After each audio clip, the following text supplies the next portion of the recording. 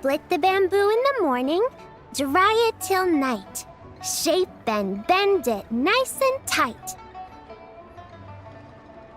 Cross the strands to form a pattern, coat in silk, and you have a lantern.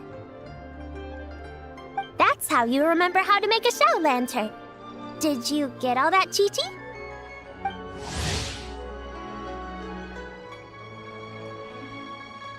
Morning, split bamboo, traveler.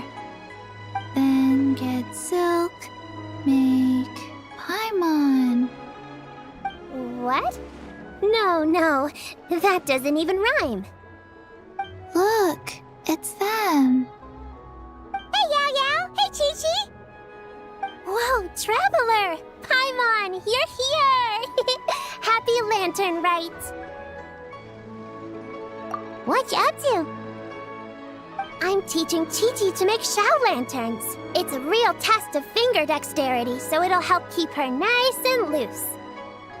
Yes, I do finger exercises to be a nimble zombie. Wanna try too, you two?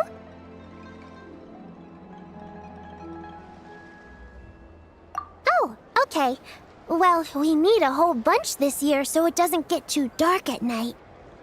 Too dark? What does that mean?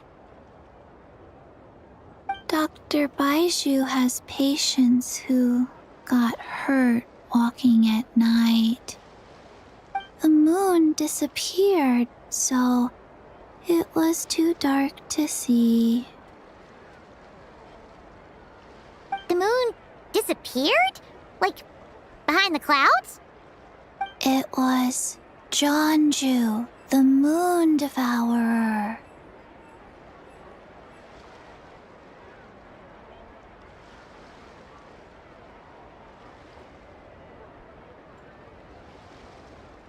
Changshan told me about it, but now I forgot. It's an old myth from Chenyu Vale about a giant toad in the sky that eats the moon. What? The moon gets eaten? It's just a story. It's not like there's actually a giant toad in the sky. I asked Master about it, and she said myths are just insights into how the people of the past understood the world. Well, I didn't see it that night. But I've checked several nights since, and it's been there same as ever. According to Chi-Chi, though, the Ministry of Civil Affairs sent someone to do some kind of serious investigation. So, I don't know. Maybe something... Ministry of Civil Affairs? This is starting to sound bad. It's okay. You can fly. Even if it's too dark, you won't fall and get hurt. Yeah, exactly. So turn that frown upside down, Paimon. Or someday you'll get a whole bunch of wrinkles and wake up looking like an old granny. What? Okay. No more frowning. But the Traveler can't fly. He could still fall and hurt himself, right? Don't worry. That's what the shout lanterns are for. As long as we make enough, Liyue Harbor will never go dark.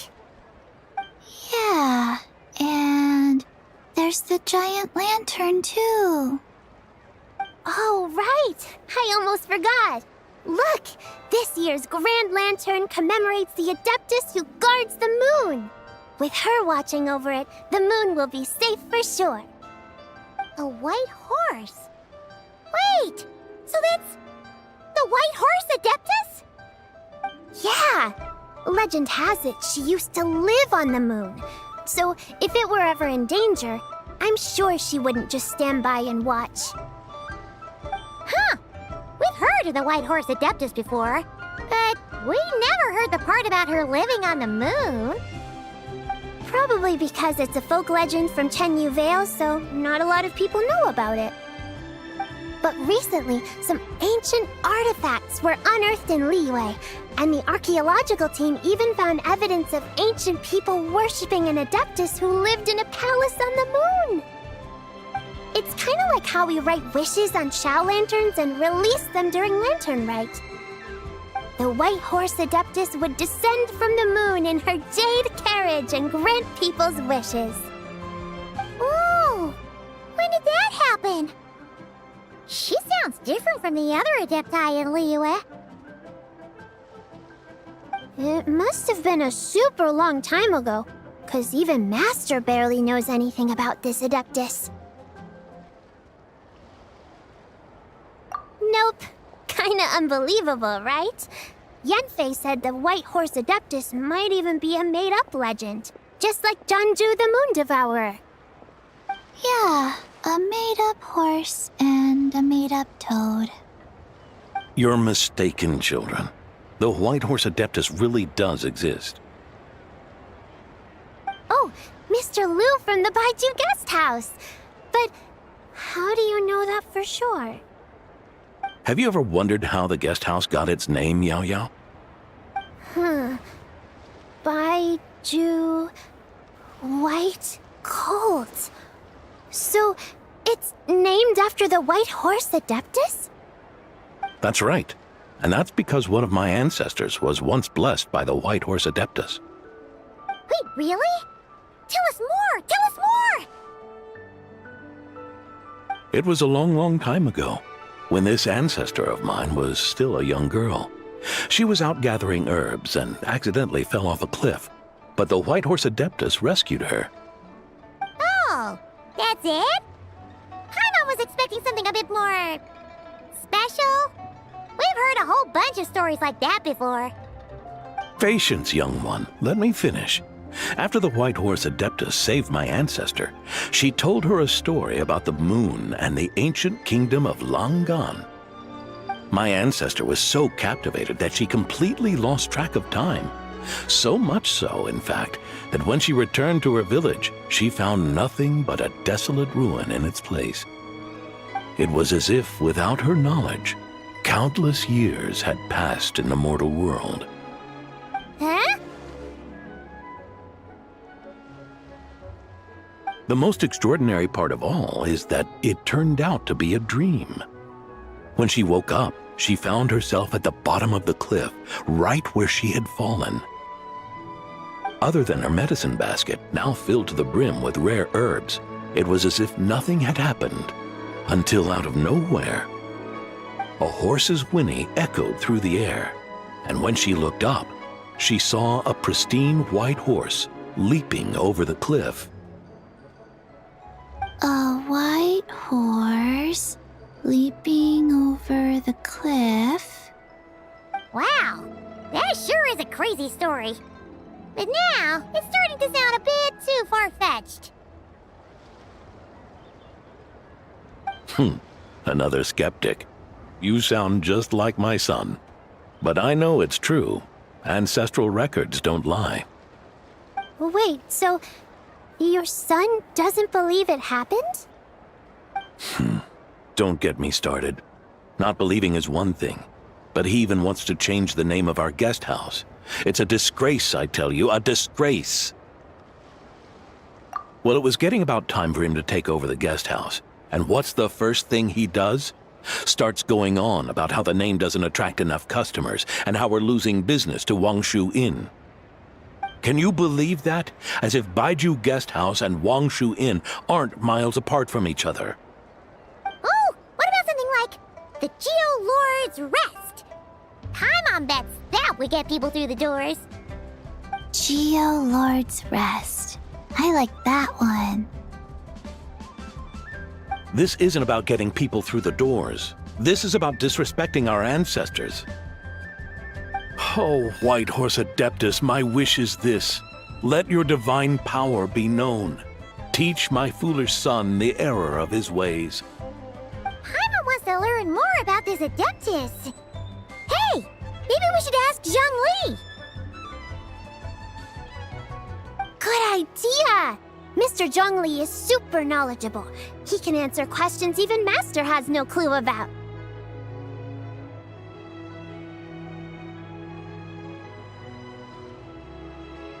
Yeah, we just saw him having tea at third round knockout. Alright, then that's our next stop. Chi-Chi and I are gonna keep making Shao lanterns. Careful on the road! Goodbye, Paimon. Goodbye, traveler.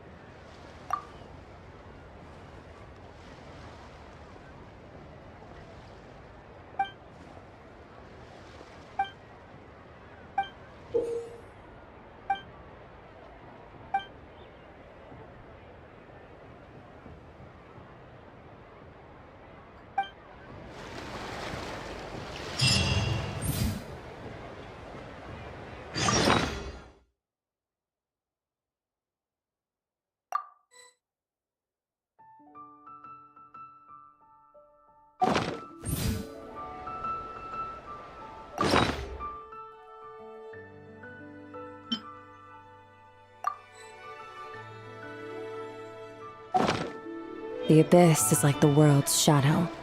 It's always there, and it will never perish.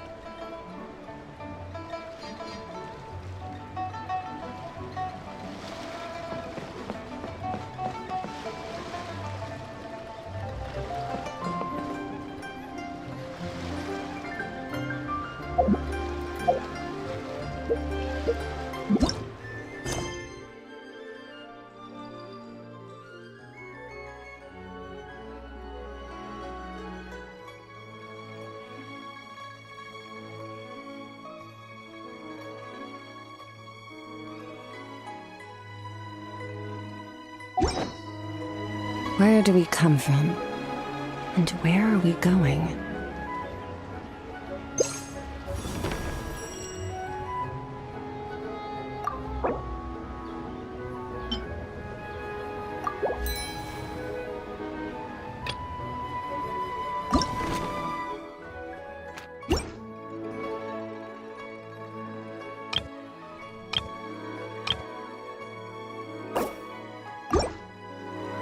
Everything has come to an end. Even time itself.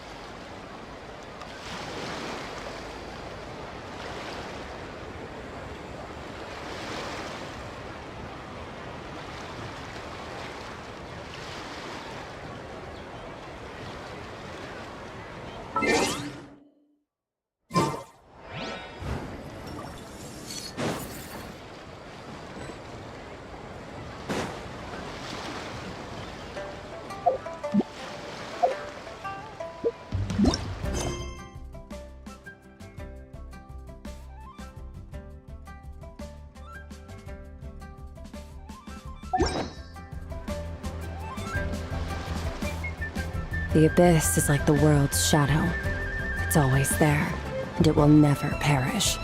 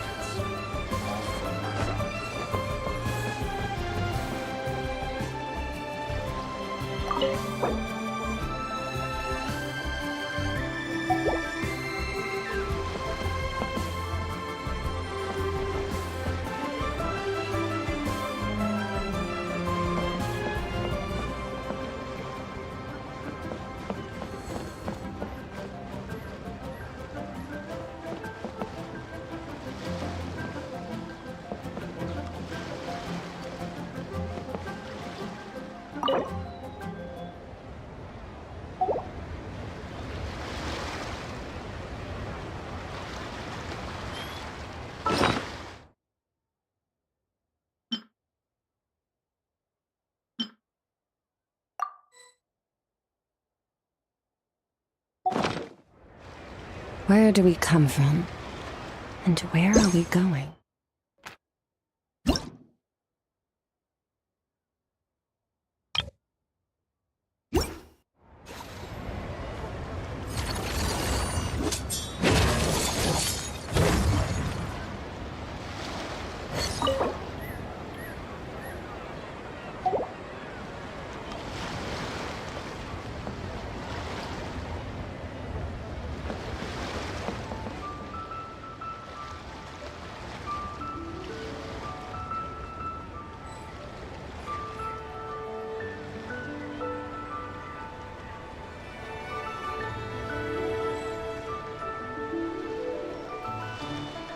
All things come to an end.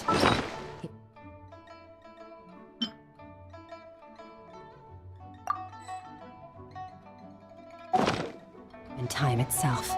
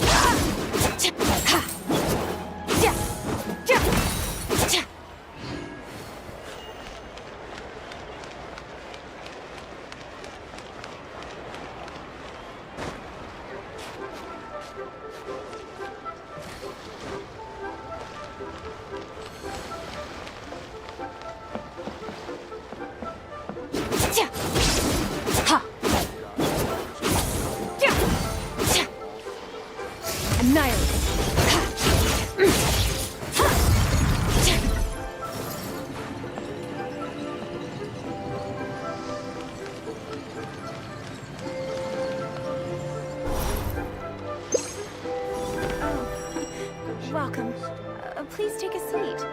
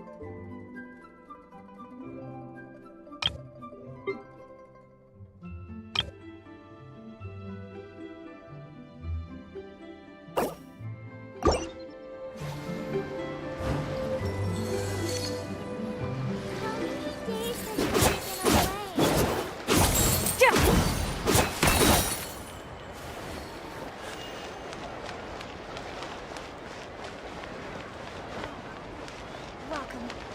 Please take a seat.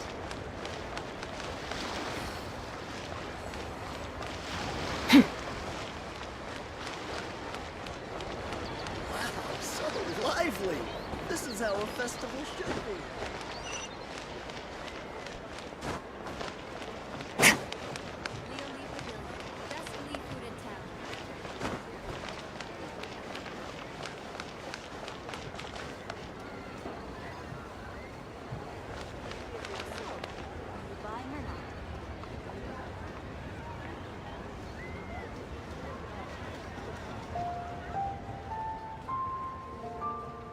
Merciless.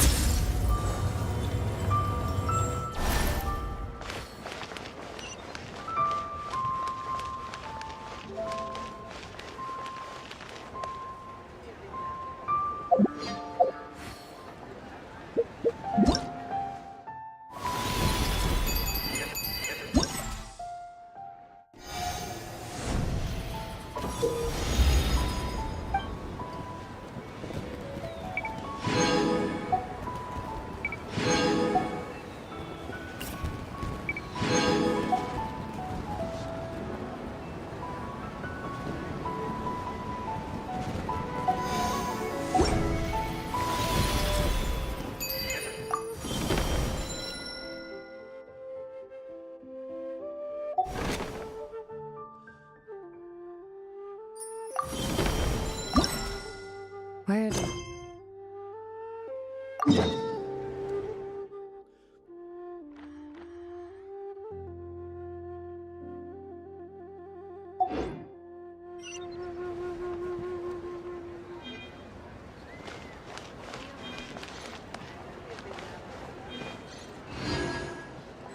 So, are you buying or not?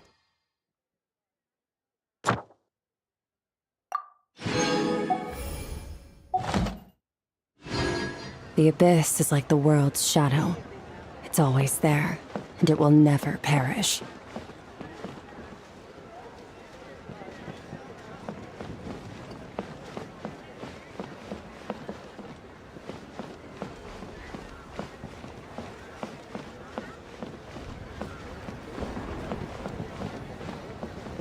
So, are you buying or not?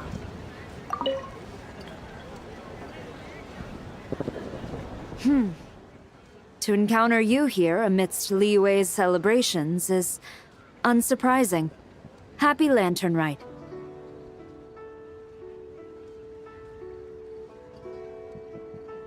Indeed. I submitted the request to Miss Pingxi. Evidently, you are the professional photographer she mentioned. Very well. I trust you will take excellent photographs. Let us begin. In that case, please advise me on an appropriate pose.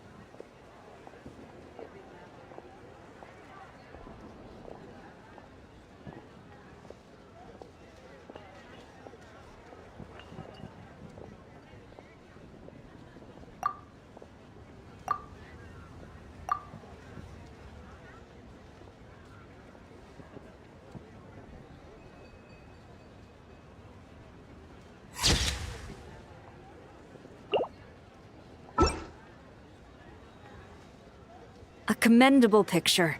A perfect memento for the occasion. My thanks. I will treat it as one of my personal effects and take care of it accordingly. Thank you. Happy Lantern Rite to you as well.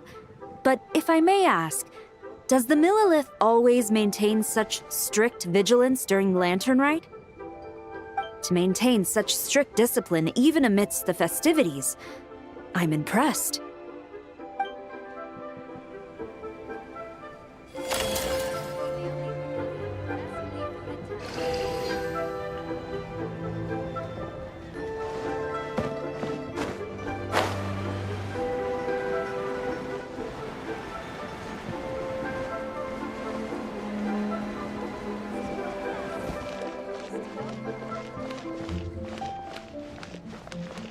The key here is consumer psychology.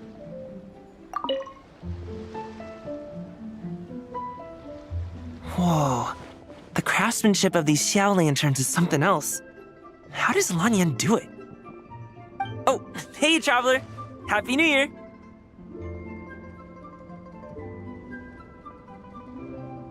Yup. Took me ages, but this one's turning out pretty decent. I'm gonna paint Manzai on it too. Oh, and I gotta make one for Pops. Whew, that should do it. All that's left is sending it off to the sky.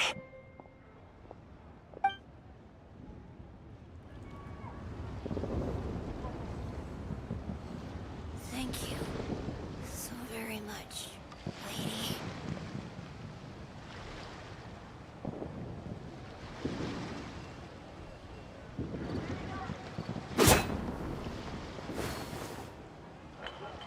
Jewelry's out of stock, but we have some new items. New stock at Sego Antiques?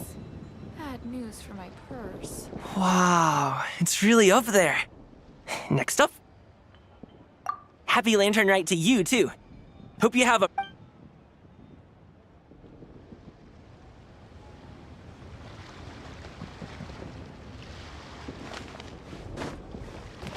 The key here is consumer psychology.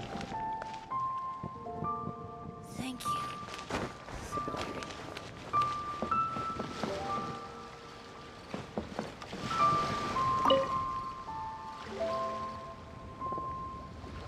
Traveler, what a pleasant surprise.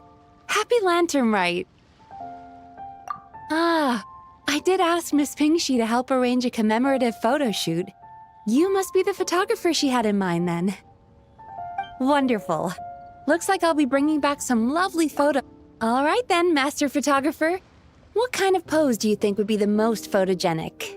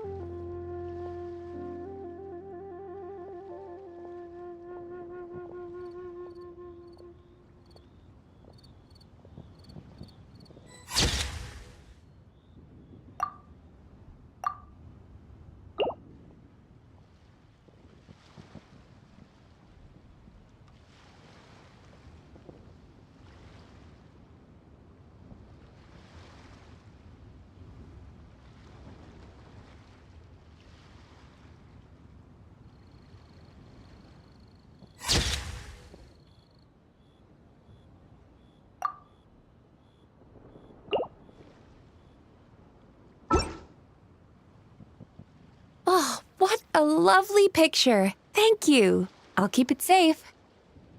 I think I'll have it framed and put in the shop. And to you. Nobody in Liyue Harbor is sleeping a wink tonight, are they?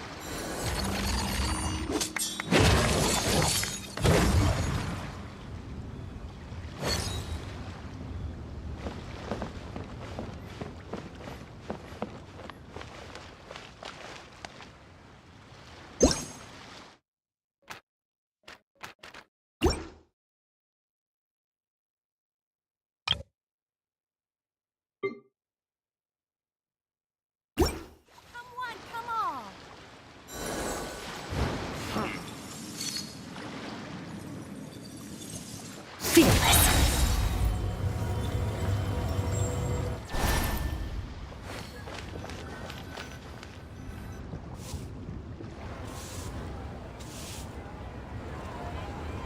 Oh? Oh.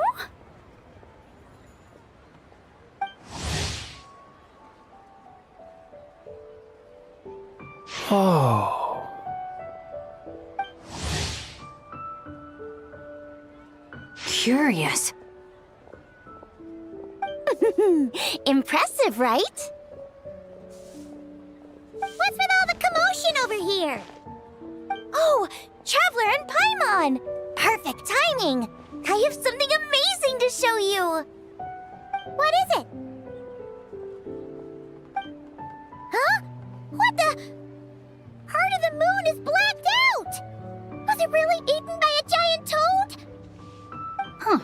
I didn't expect you to know the story of Jeonju the Moon Devourer, Paimon. Don't underestimate Paimon. She learned a whole bunch of things in Sumeru. But Jeonju the Moon Devourer is a Liyue legend. Knowledge knows no borders, so there. You're right about that, Paimon. But this dark circle doesn't look anything like a toad to me. A toad's egg, maybe? But that's about it. Oh, wait, Traveler! You've been in Nodcry, right? The people there worship the moon goddess. So you should know what's going on here.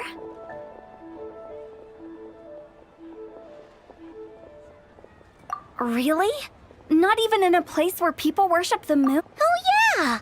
Master told me that the tale of Jeonju, the Moon Devourer, was how ancient people explained a certain celestial phenomenon. But what is it exactly? Some kind of omen of disaster? How so?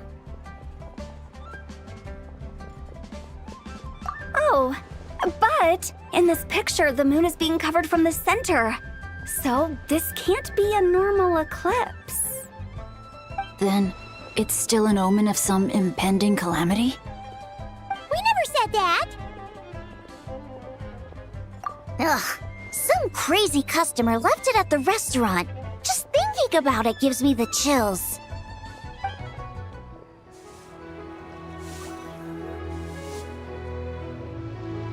Attention, everyone! As the auspicious festival season approaches, I have an announcement to make. I, Lu Xiong, am on the verge of becoming one of the most renowned archaeologists in all of Liyue Harbor. No, scratch that, in all of Tibet. Even though I never trained at a prestigious academy, I've still managed to dig up tons of treasures. And I understand practically a whole dictionary's worth of big words, too. Like my pops always says, no pain, no gain. And I haven't had it easy, that's for sure. So, it's definitely my turn to make a name for myself. What's the deal with her? No idea. Maybe she ate a bad batch of perch stew? What? You don't believe me? I'm telling you, I dug up treasures from the ancient nation of Longan. I even got a picture of Jeonju devouring the moon. Longan? Jeonju? What is she even talking about? Sounds like she's a few perches short of a stew, if you know what I mean. So what if blackback perch stew is my favorite? Stop talking about me like I'm not here. Whoa, what are you doing? You're just a stupid, ignorant man, and I'm gonna kill you. Young lady, you need to calm down. What? So you're looking down on me now too? How about I take you both out then? How does that sound? This is a place for dining. If you wish to take me out, you'll have to do it elsewhere. Don't act like you're better than me. Do you know who I am? I'm about to be the most famous archaeologist in all of Liyue. No, Tibet! Show me some respect. It's respect you want? Very well. For the sake of the other customers, we'll do this your way.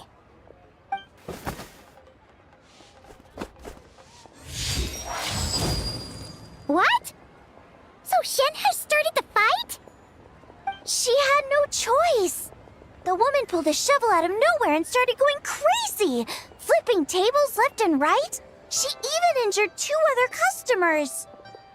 Shenhe did what she had to do to restrain her, then took her to the Ministry of Civil Affairs. Thank goodness Aunt Shenhe was there. Or who knows what might have happened. Yeah. I started cleaning up after all the commotion, and that's when I found this photo. I thought it might be the one she dropped, so I rushed over to show someone.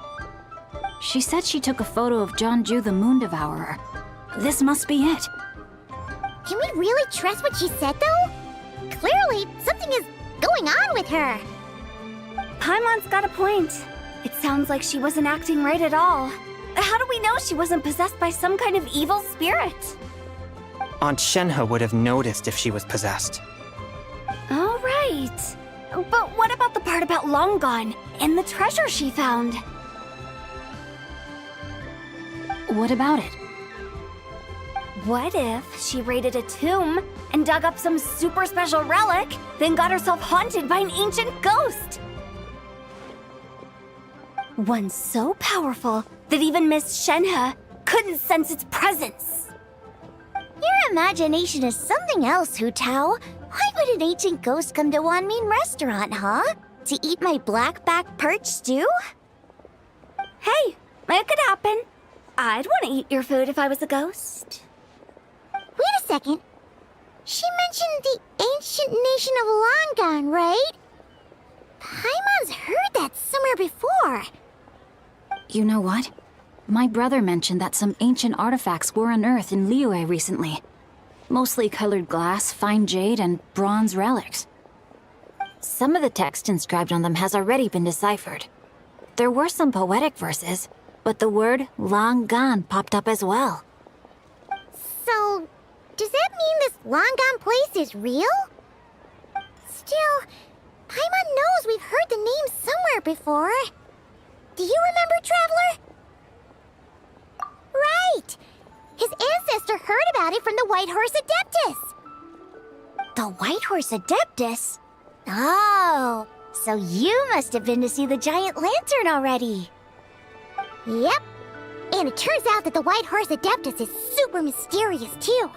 Even Madame Ping hasn't met her. Wait, I thought she was the gold-eyed Celadon mare of the 8 Adepts. That's just the interpretation you believe in, Hu Tao. There are other theories out there, too. The elders of Qingce village believe that during the Archon War, a white horse leapt from a clear spring, transforming into an Adeptus who aided Rex Lapis in battle.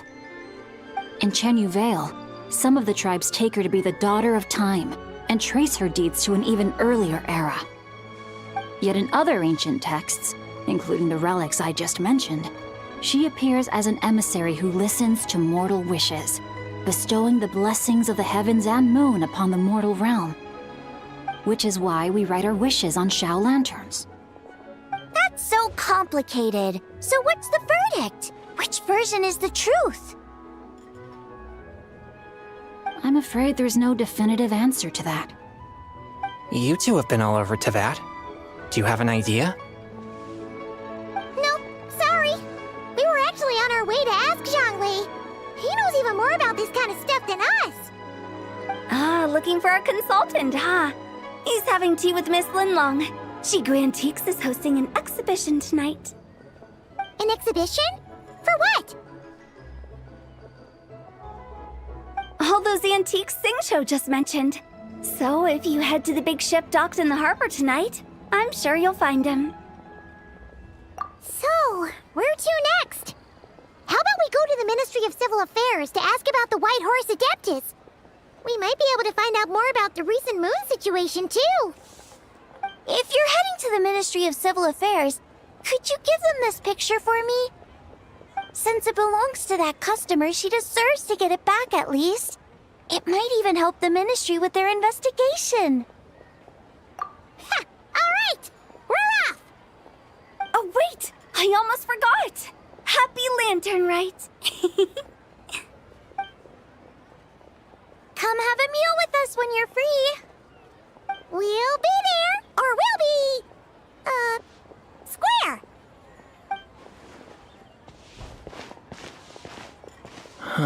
Thinking about it now, could it be possible that photograph was a fake? A fake? You mean like the customer fabricated it to gain academic recognition? Nice one, Chongyun!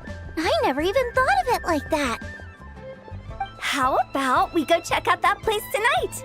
I know exactly where it is. All right. I'll get scolded if I get home too late. Live a little, Sing-Cho. You act like this is a first for you. Worst comes to worst, we'll get Xiangling to cook you something delicious, okay? Well, when you put it like that, I suppose it's worth the risk. You were just waiting for the promise of free food, weren't you? Fine. It's a plan then.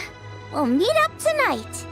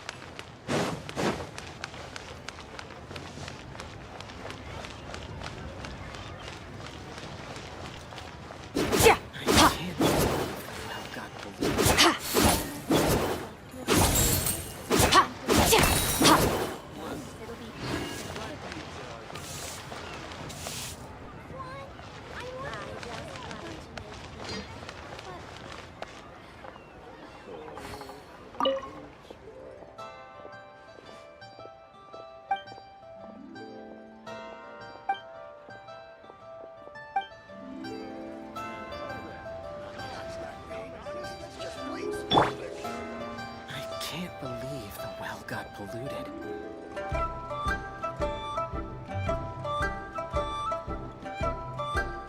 Why not treat yourself to a seasonal gift from Scent of Spring? I promise it'll be unforgettable.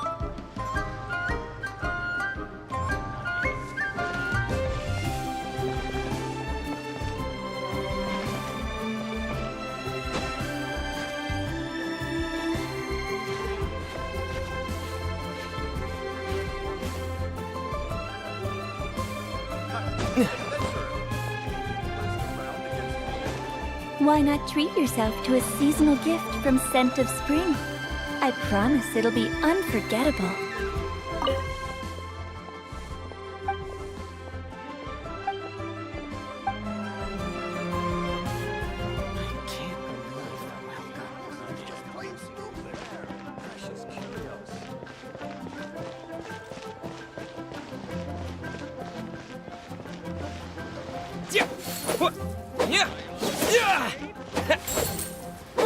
I just like to make people smile. What should I try this time? Quan, I want a new toy. Honey, just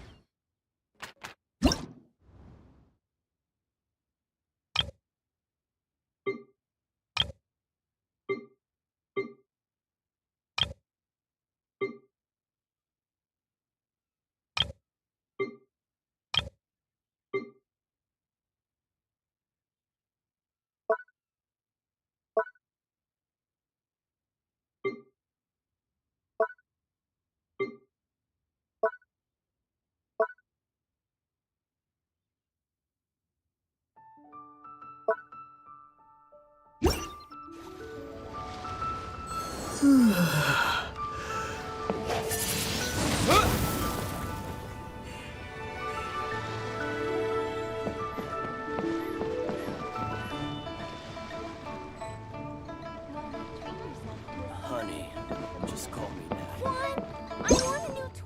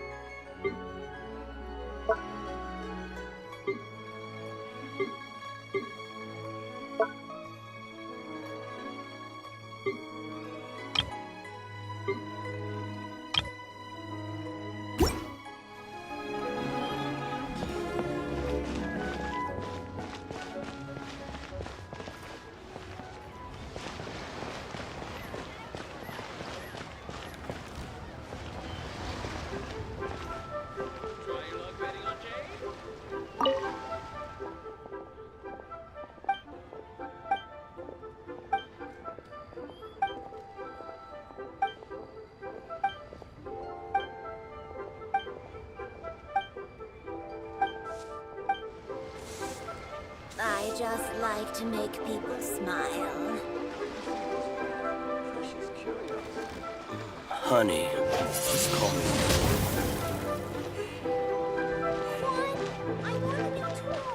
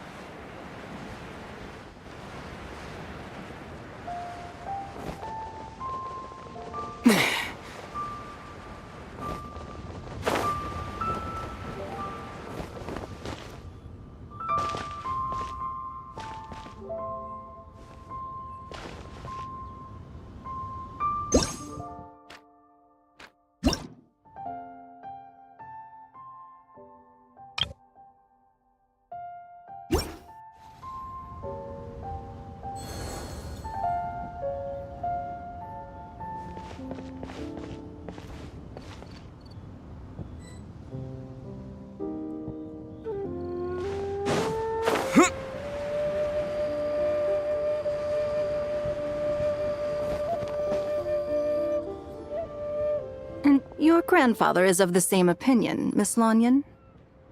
Yes. On Lantern Rite, the moon shall go dark. That's what the signs are indicating. Celestial observation isn't Grandpa's strong suit. But he discussed it with several other elders from our clan, and their conclusion was the same. It's consistent with the information we've received from other sources as well. You mean the whole thing? About the legend of O.G.w the Moon Devourer? Happening in— Yes, that's one of them. So it's true. I thought it was just a rumor. It's true. But right now, the bigger issue is that all our sources indicate the phenomenon's gonna happen again. I'm not sure this bodes well. Let's remain optimistic for now. We're making progress interpreting the artifacts, and Ganyu is consulting with the Adepti as we speak. Besides, apart from the incident at Wanmin Restaurant, there haven't been any other moon-related disturbances. Ningguang, Keqing, and Lanyan! You're all here! Oh, Traveler! And Paimon! It's been a while. Happy Lantern Rite. Yes, happy Lantern Rite. What brings you here, though? I thought you'd be in the harbor enjoying the Shao lanterns. You're certainly not the type to visit Yujing Terrace for no reason. Is there something I can help you with? What? We're not allowed to just drop in on our friends during the festive season? I was only teasing. You're welcome to visit us anytime you wish. Happy Lantern Rite.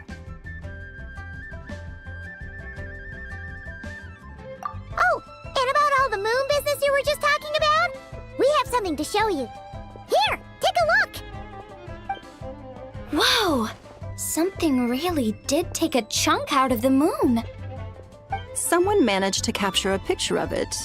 Is this Jeonju, the Moon Devourer, then? Even though we confirmed this event took place, I still can't quite believe what I'm seeing. Where did you get this picture? From Xiangling!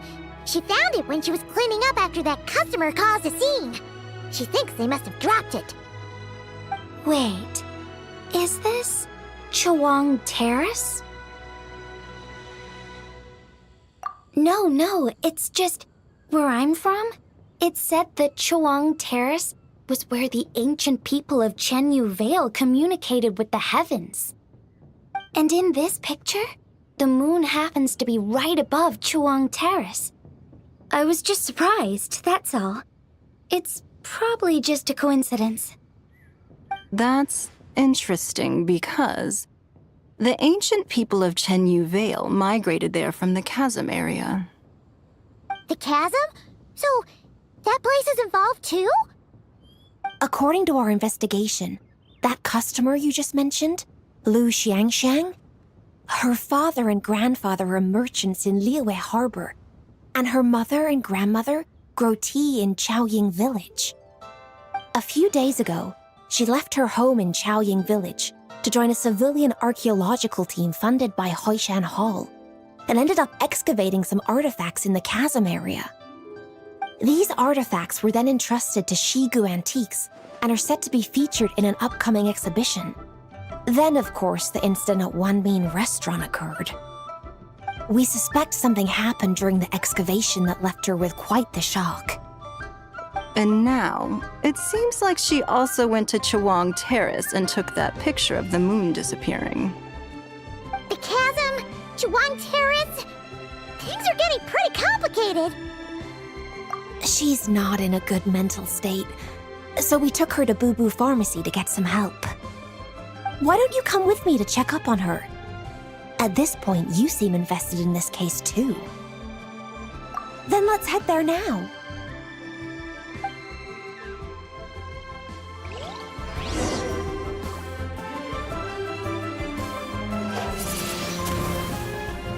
While the monolith stands guard, evil shall never prevail. Now that I see this picture, it looks less like a piece of the moon was eaten, and more like something is obscuring it. But what sort of thing could block out the moon?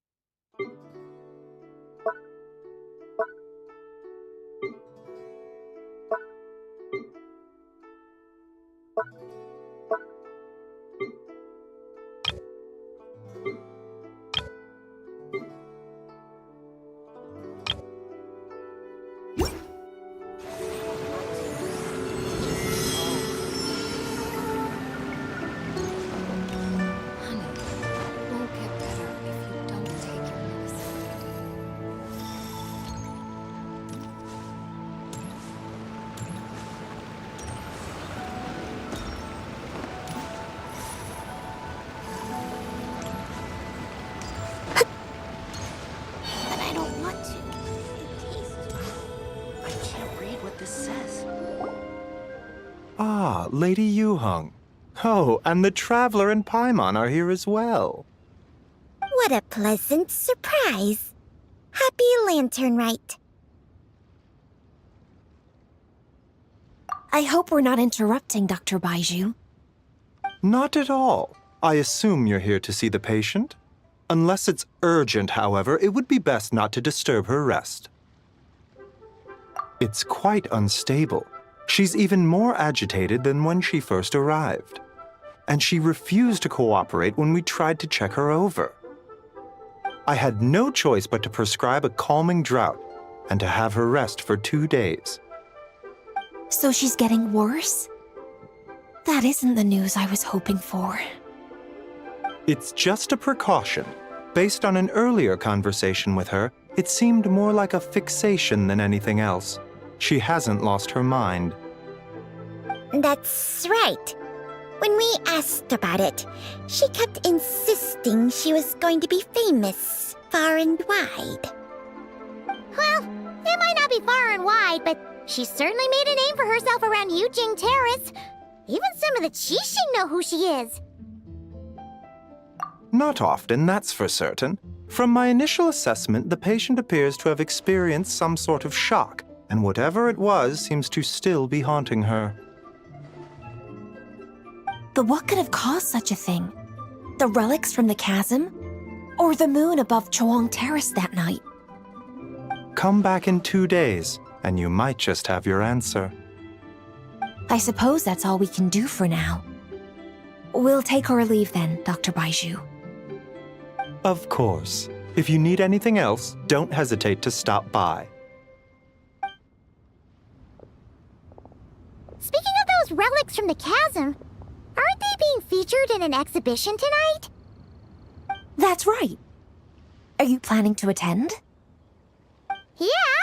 We wanted to have a talk with Zhang Li anyway, and now Paimon's even more curious about these relics.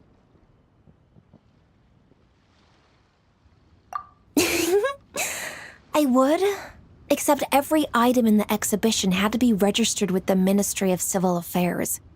So I'm afraid it's been spoiled for me. I reviewed them all myself.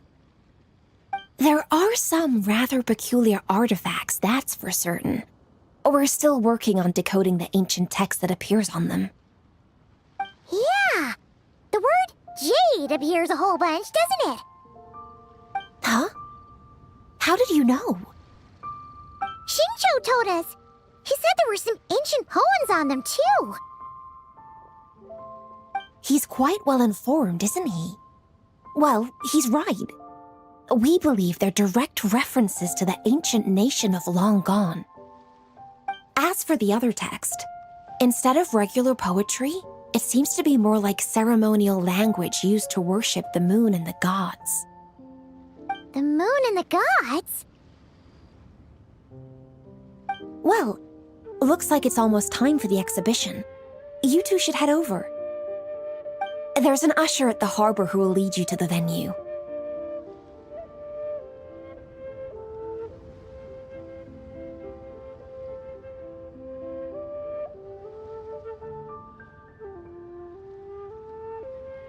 Not at all. The exhibition is free to the public. The people of Liyue have a great respect for our history and are eager to learn from it. Plus, the exhibition is being organized by Linlong, the owner of Shigu Antiques. As far as I know, it's been a long-time goal of hers to hold a cultural exhibition of this scale, where people can learn all sorts of information about the past. Guess we're in for a real treat tonight, then! Yes, have a great time. There's still more artifact decoding work I need to finish, so we'll have to part ways here. After seeing the picture you brought, there's a few ideas I'd like to follow up on. You're hard at work even during festival season? Ha! You haven't changed one bit, Ka-Ching. I'm simply fulfilling the responsibilities of my position. That's all. All right, I should get going. See you later.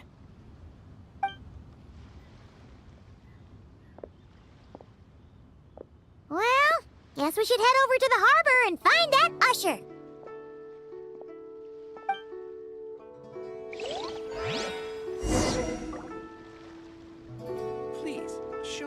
description.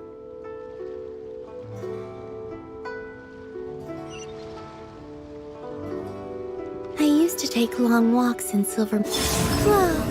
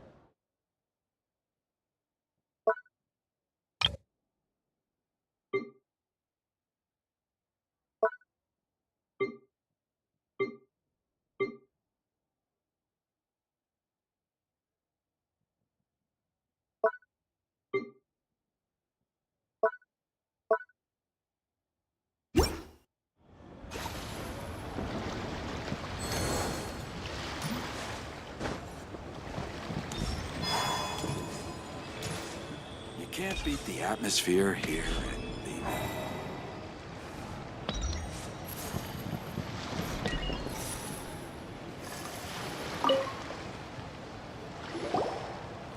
Ah, here for the exhibition? I can take you after you.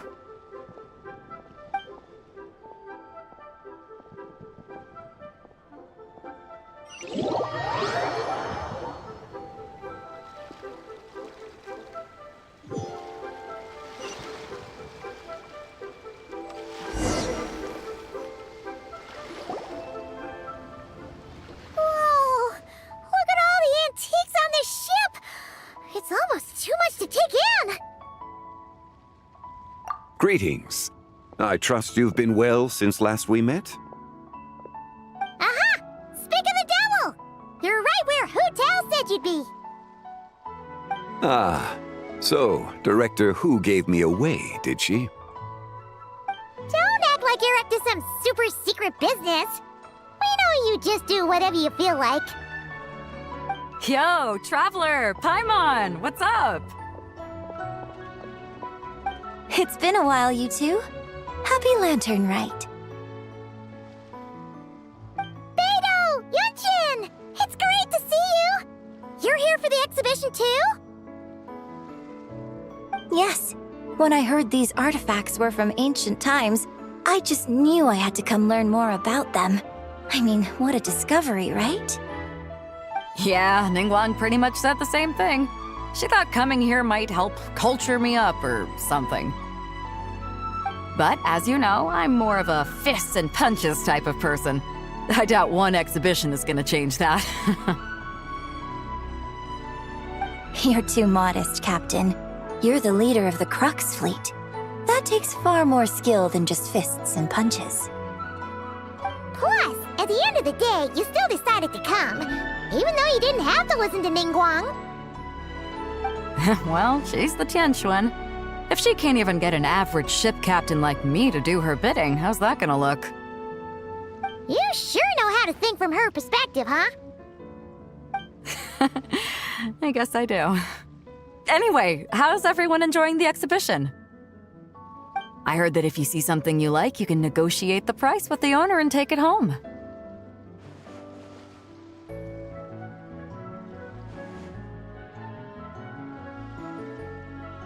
Wait, so we can buy this stuff? Indeed. Although Shigu Antiques is hosting this exhibition, Many of the items come from private collectors. As long as both parties reach an agreement, you can make an offer of mora or an equivalent trade. Well, shall we continue our conversation as we look around? Let's go!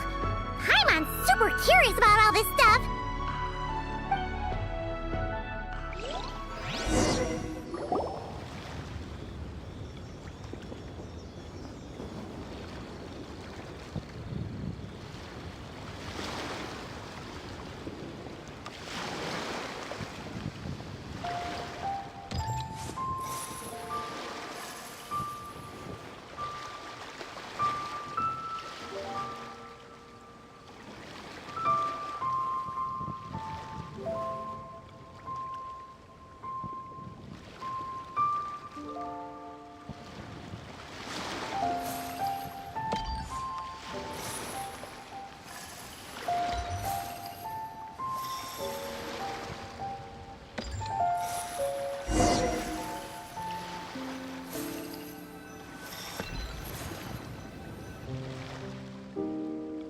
Whoa! Look at this painting!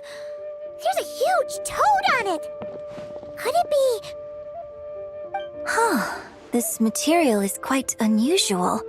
It doesn't look like paper. More like silk, or some other kind of fabric. Yeah, I was thinking the same thing.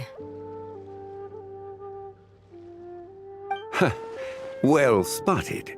This is a painting of O.G.w, the Moon Devourer, made primarily with mulberry silk. Such craftsmanship is rarely seen in modern-day Liyue. Ha! O.G.w, the Moon Devourer!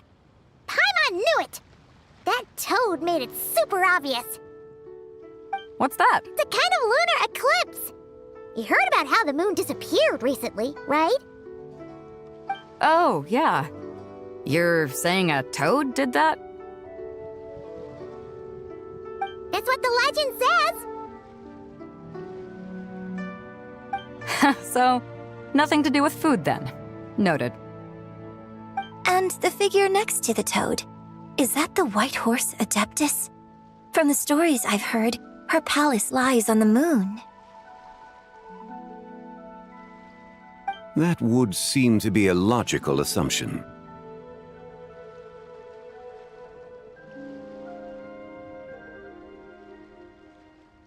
No. In fact, this item was discovered in Chenyu Vale, and many years ago at that. Oh, so it's from Chenyu Vale? Actually, that's not quite right. You see, this painting is primarily comprised of mineral-based pigments, such as cinnabar and azurite, which are usually found within stratified rock. This suggests its place of origin may very well have been the chasm. You could have just started with that. You're as knowledgeable as ever, Mr. Zhongli. I had only ever heard the legend of O.G.w, the Moon Devourer. But now, seeing it depicted in this painting, I wonder... If I purchased it, perhaps it could serve as inspiration for a new opera. Though I'm not quite sure who the painting belongs to right now. A splendid idea, Miss Yoon. Perhaps in lieu of mora, you could offer the lyrics to said opera as recompense. The lyrics? But to whom? Why, to me, of course. I am the owner of this painting, after all. Wait, so you're one of the private collectors of the exhibition? No wonder you knew so much about the painting. But lyrics in exchange for a precious antique? My work could never possibly be of equal value. I don't know about that. I'm not much of a scholar, but even I know your operas are in a league of their own. An astute observation, Captain Beto. In my possession, this painting is nothing but a lifeless artifact. In your hands, however, it could be transformed into a new piece of art entirely. Quite the worthy exchange, no?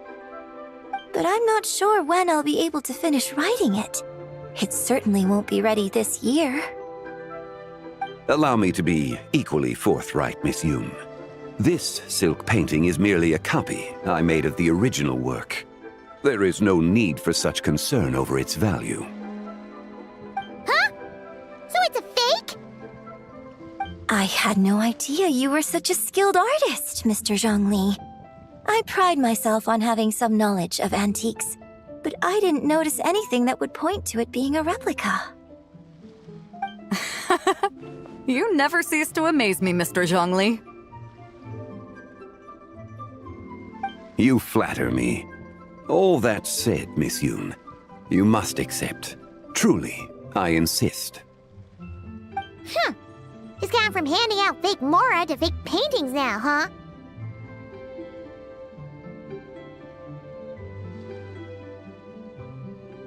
Your kindness is impossible to refuse, Mr. Zhongli. Rest assured, I'll be sure to return the favor. I shall look forward to it. Man, that was quite the find.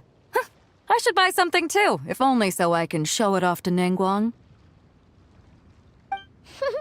Let's keep going and see what we can find.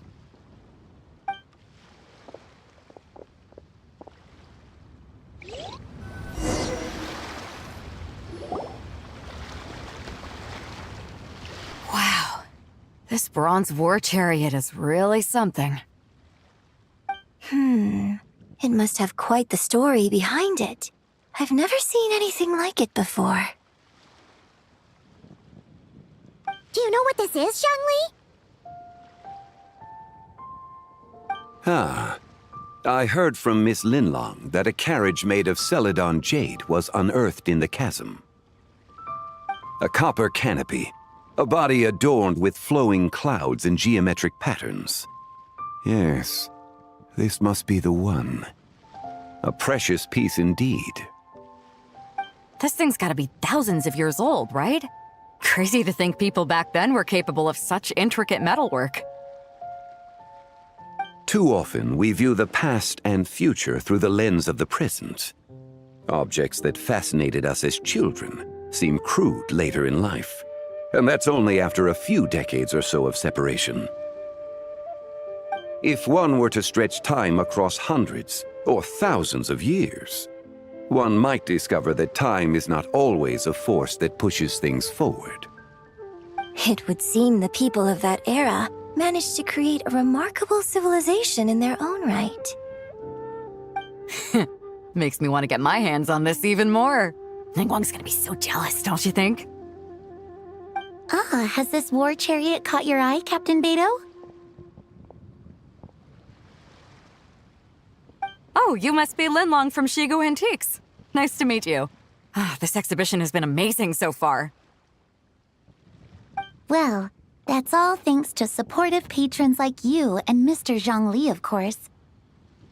As for this war chariot, it was discovered by an archaeological team sponsored by Hoishan Hall. The price comes in at 90 million Mora. How much? 90 million? Woo, looks like my eyes were a bit too big for my wallet. Quite a bargain. A bargain? 90 million Mora could feed Paimon for like 1,000 years! And if you actually went on an eating spree that long, perhaps you'd be considered an antique worth that kind of Mora, too. What, 90 million? Nuh-uh! Paimon's worth way more than that! Well, if Mr. Zhongli thinks it's a good deal, I'm sure it's worth it. Beto's putting way too much faith in Zhongli. What if he's only here to drive up sales?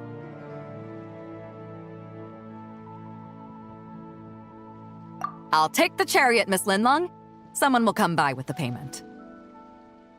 Quite the discerning eye you have, Captain.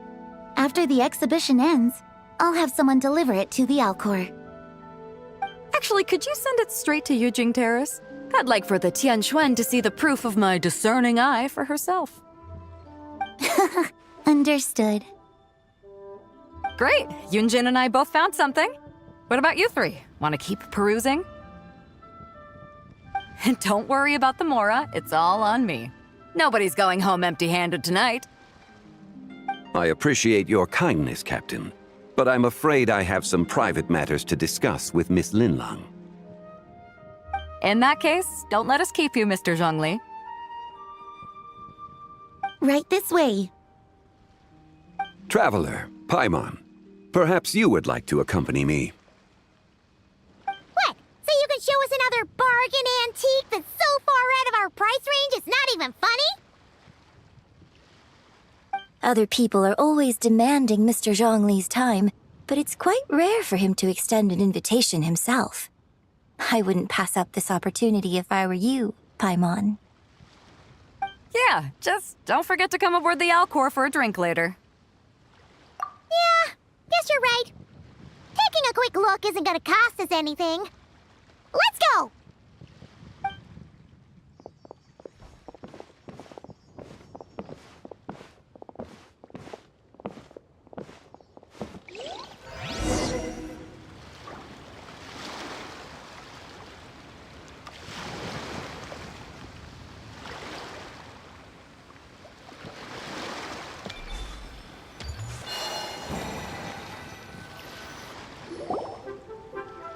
These are all the jade pieces that were found, Mr. Zhongli. Wow! So many styles! What kind are these? These are a type of ceremonial jade. You're familiar with Chen Yu Vale's rain jade, right, yes? Oh, yeah! So these pieces are all used in the rain jade ceremony? Well, you may not know, Paimon, but before the rain jade rite came into practice, Chen Yu Vale was known for a different ceremonial tradition that also involved jade. The Bi is used to honor heaven, the Cong to honor earth, the Gui to honor the east, the Jiang to honor the south, the Hu to honor the west, and the Huang to honor the north. These form the 6 ritual jades. It's unfortunate, however, that Miss Linlong's set is missing both the Gui and Hu pieces. I know. These jade artifacts are from such an ancient time. It's proved difficult to track them down, even for our establishment. No matter. You happen to have precisely the piece I was looking for.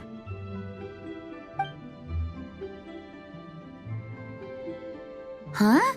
This broken jade token? I didn't expect this to catch your eye, Mr. Zhongli. It isn't one of the 6 ritual jades. An affect belonging to an old acquaintance of mine. An old acquaintance? One of your collector friends, Mr. Zhongli?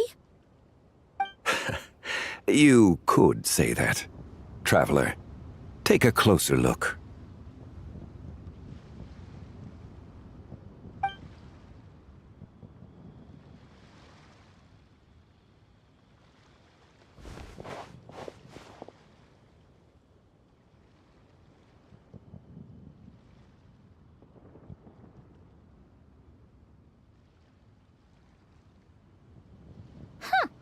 It doesn't look all that special to Paimon.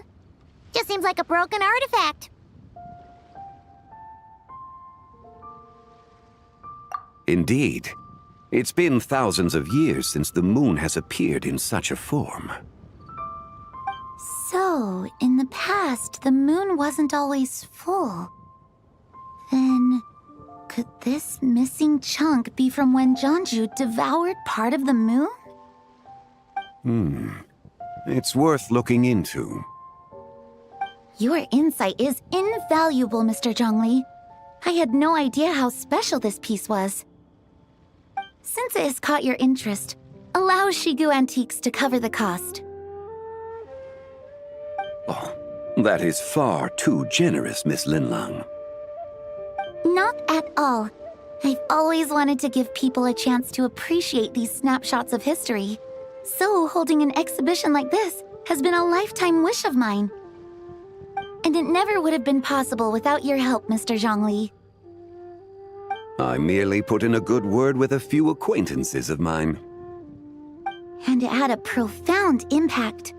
Without your recommendation, I doubt half of these collectors would have come to the exhibition. So, on both a personal and professional level, I owe you my thanks, Mr. Zhongli. Wow! Zhongli actually did something useful for once.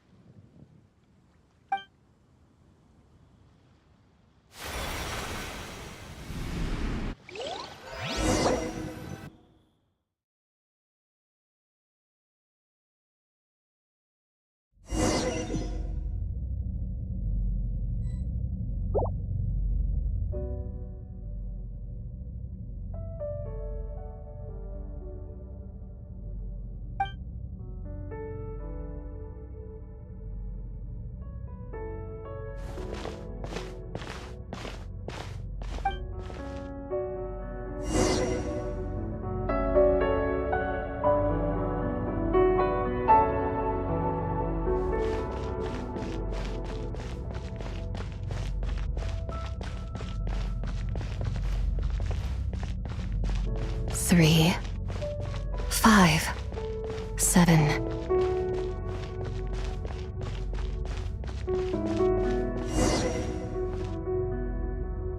$11, 13, 17, 19, 23, 29.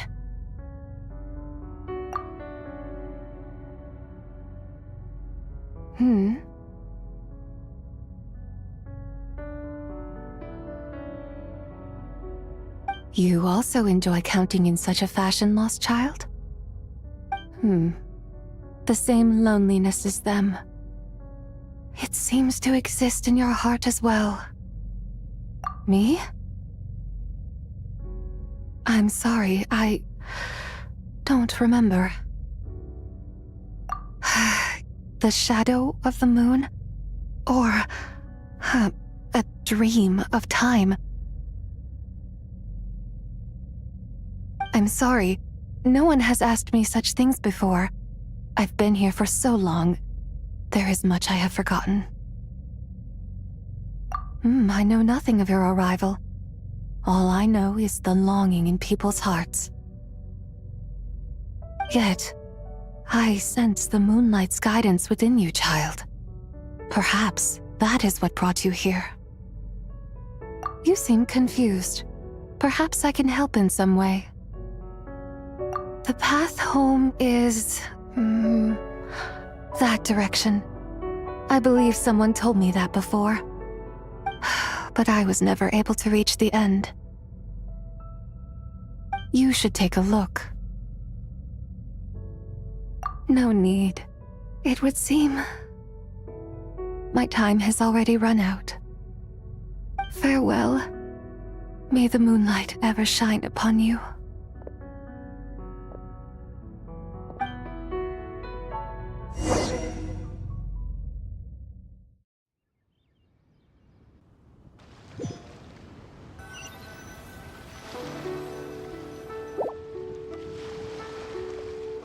Wow! Zhongli actually did something useful for once. Your complexion looks rather ashen, traveler. Are you feeling all right? Yeah, what's wrong? Does your stomach hurt? Huh? What are you talking about? You were right here the whole time.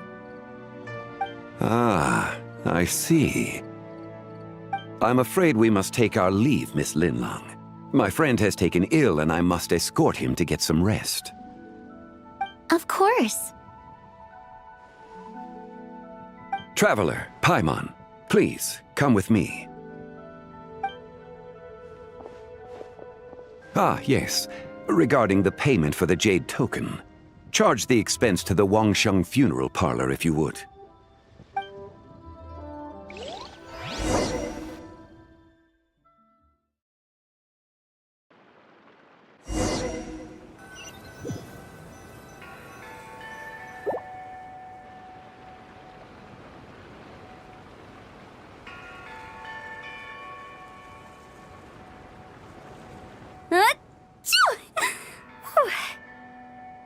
Guess someone's thinking of me. But this late at night? Must be that consultant of yours. I bet he's out there spending all year more at the exhibition. Yeah, he'd be the perfect employee if he just knew how to rein in the spending. But never mind him. Let's focus on the moon. We gotta see if it gets eaten tonight. I don't think it's going to happen. We've been out here all night and the moon's the same as ever. It is quite late, and Chongyun's getting tired. How about we head back? We can come back another time. Head back? Already? Actually, I do have a new dish I'm testing out tomorrow. And as part of my New Year's resolution, I'm trying not to oversleep. All right. Guess it just wasn't meant to be. Let's go.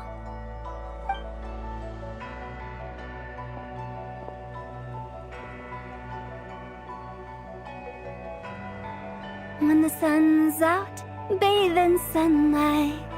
When the moon's out, bathe in moonlight.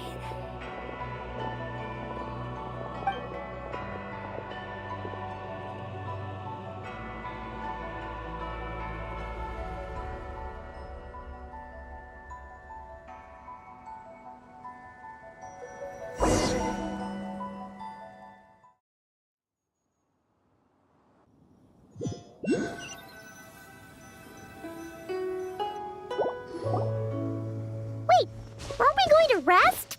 Why did you bring us here? Because I imagine the traveler would like to know what just happened to him. Oh, right. Ugh, Paimon's confused, though. She could have sworn you were there the whole time.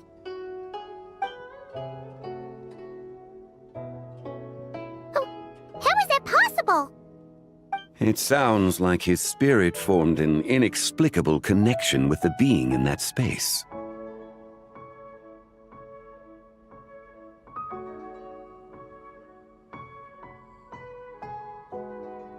Ah, you suspected from the beginning, didn't you? Indeed, the being you met is the fabled White Horse Adeptus, and the original owner of this jade token. Her name is O.G.w. Wait, does that mean she's inside this token? No, she does not reside within this token, but rather within the moon's shadow. This token is merely a medium. Word has it you accomplished quite the feat in Notcry. You and your friend brought the Frost Moon back to Tevat. Tell me, did you ever wonder about the other moon? The one that hung in its place for thousands of years? We never really thought about it, but it must have been a fake, right? A fake moon! Indeed, it was false. Its true nature, nothing but a projection of the moon. It also happens to be the prison that confines O.G.w to this day. Wait, the White Horse Adeptus is trapped inside that projection? Then we need to rescue her!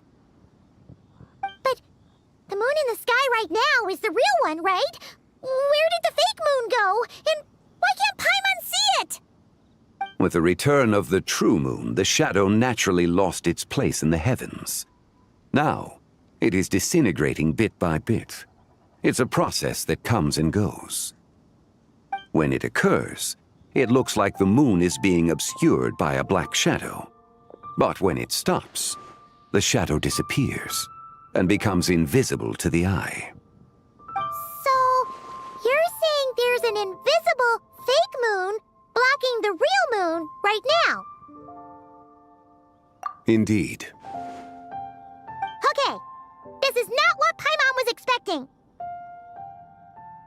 My hypothesis is that people's wishes could be what trigger the periods of disintegration. After all, when you experienced that episode just now, it was precisely when Miss Linlong spoke of her own wish. Wait, is that because the White Horse Adeptus answers people's wishes? The legend must be true then. So, that means the more wishes we make, the faster the fake moon will disintegrate, right? Then it won't be long before the White Horse Adeptus is free! Quite the contrary. After countless years trapped inside, the two have merged into one. When the moon shadow is gone, Zebai will cease to exist in this world. Oh no! So, by bringing the moon back, we actually hurt the White Horse Adeptus?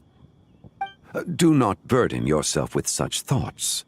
Because of your actions, a promising opportunity has presented itself to us. Let us not forget, what is crumbling is also precisely that which imprisons her.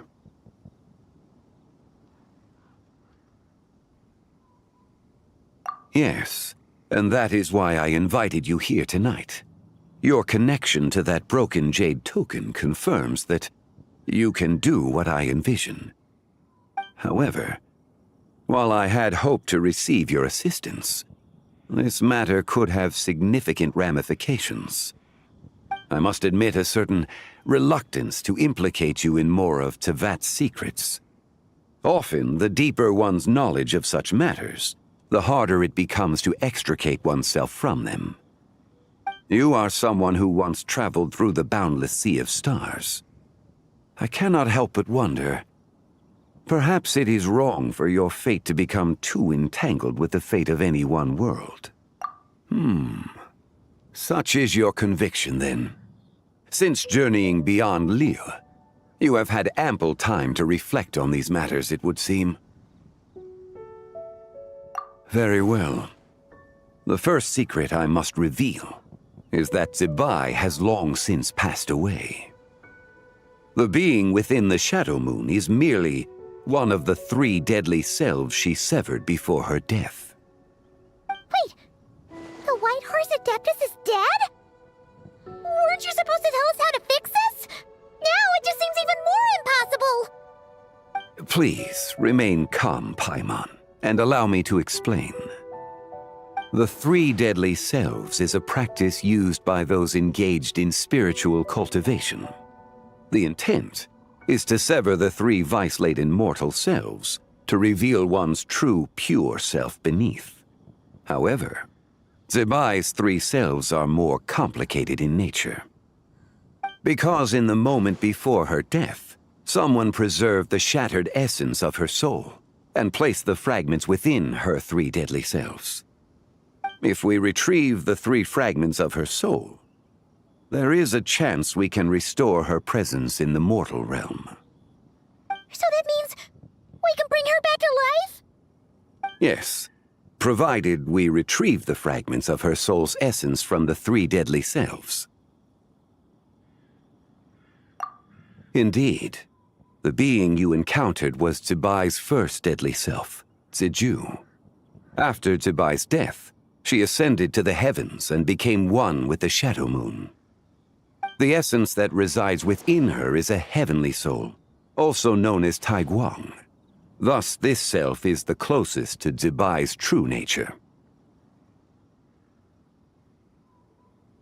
That said, because she is trapped within the Shadow Moon, we have no choice but to seek out the other 2 soul essences first. Then we can unite them as one. Her second deadly self is called Ziju. After Zebai's death, she fell into a slumber deep beneath the earth in what she is the self that inherited most of Zebai's memories and wisdom. The chasm? So, do we have to go there to find her? That won't be necessary. I sensed her presence on the jade carriage from earlier, the one at the exhibition. It's possible the return of the frost moon awakened her, and she emerged from the chasm alongside that batch of ancient artifacts. Indeed. So in truth, Miss Linlong was the one who helped me. The third deadly self is Zichao. The essence within her is the human soul, also known as Yojing, Zebai's shade. Thus she is the most free-spirited among the 3. She lent me her aid during the Archon War, 1,000 years ago. But later, as her powers waned, she retreated into the mountains. I imagine finding Zichao should prove the most troublesome. So I shall take it upon myself to track her down. So, we need to find the second deadly self, right? But where do we even start? Locating her should not prove difficult. In life, Zibai was fond of mortals, and as the self who inherited most of her memories and wisdom, Ziju should be the same. It's possible she has possessed someone, and is meandering the bustling streets of Liyue Harbor as we speak. Possess someone? Wait! Are you thinking what Paimon's thinking, Traveler? What if she raided a tomb and dug up some super special relic, then got herself haunted by an ancient ghost? Exactly! Lu Xiangxiang! It seems you have a lead in mind already. She'd still be at Boo Boo Pharmacy. She was super agitated when she first got there, so Baishu gave her some calming medicine and told us to come back in 2 days. Do you think it could be her, Zhengli? It's quite possible. The deadly selves are impure beings that can easily influence mortal minds. A sound plan. Well, I should get started on my own investigation then. But you're leaving already? I must. Zichao went into hiding after the Archon War. If I am to have any success tracking her down, and there's no guarantee, I should start sooner rather than later. But there's still so much you haven't told us! Like, who the White Horse Adeptus actually is, and how she died in the first place! Not to mention who it was that preserved the fragments of her soul. Should our endeavor prove successful, then naturally those answers will follow. If not, speaking of them would be rather meaningless. It would seem that this is a question you are unwilling to set aside. It was the avatar of time. Ah, so you know of her existence. The ruler of time saved her soul. Indeed. Preserving what remained of Zibai's soul in the moment before her death. Only the power of time could be capable of such a thing. However, there is no telling what effect it has had on the 3 deadly selves. In other words, you must exercise caution when seeking out Ziju. On the night of Lantern Rite, countless Xiao lanterns, and the wishes written upon them, will be released into the sky. I estimate that this event will trigger the Shadow Moon's collapse. When that happens, the cage that confines the first deadly self will open. For if we fail to retrieve the other 2 soul fragments in time, Zibai's resurrection is hopeless. As I mentioned before, the answers to your remaining questions should come in time, providing our efforts bear fruit. Let us hope that all proceeds smoothly in the days to come.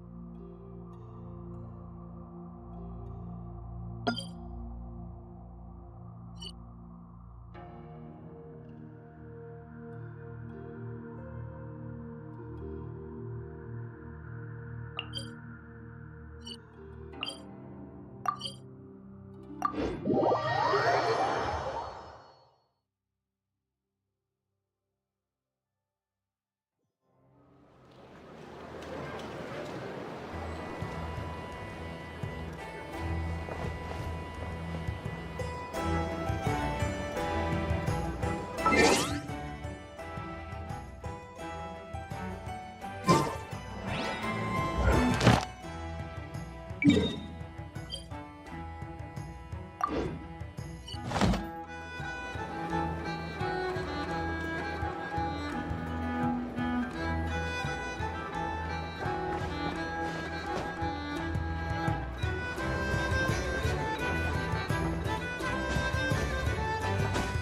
land holds nothing but promise for adventurers from all walks of life. Wouldn't you agree? Give me some berries.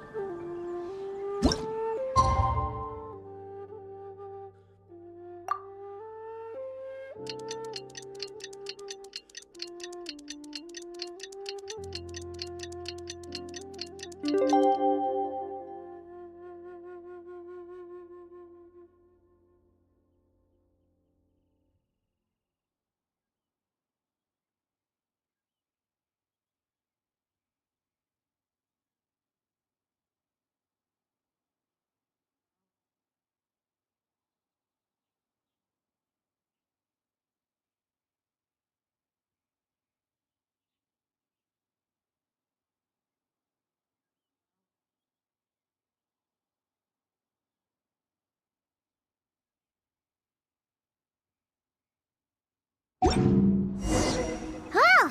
Should we head to Boo Boo Pharmacy today? Fingers crossed we learned something useful.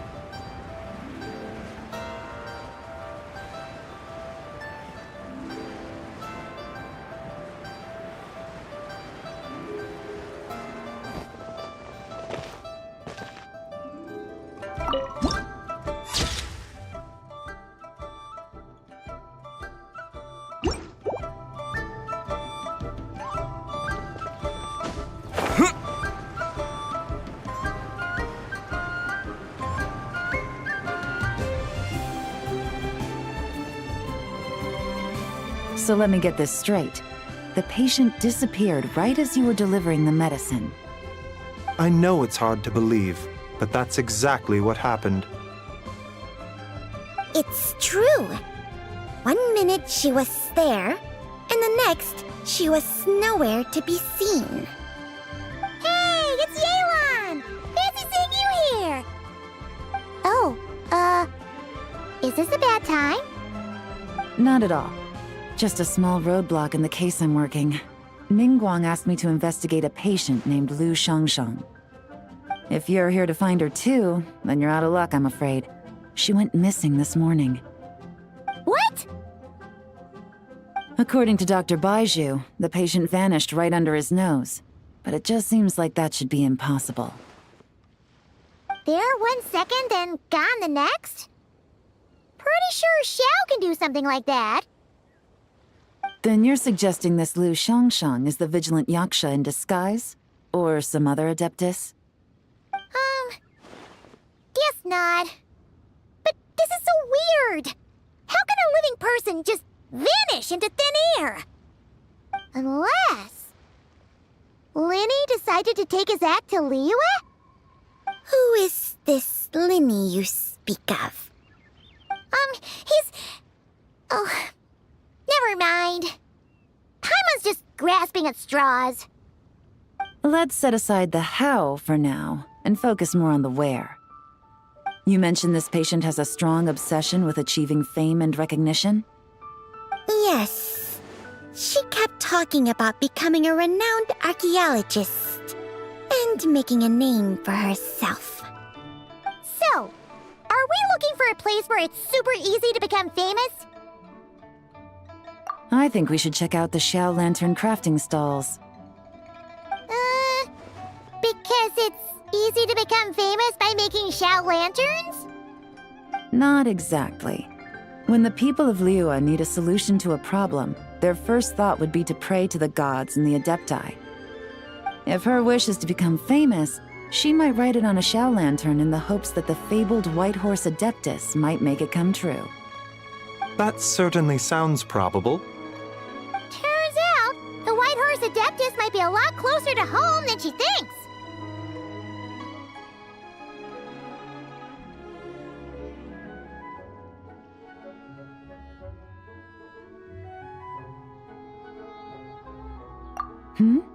What was that?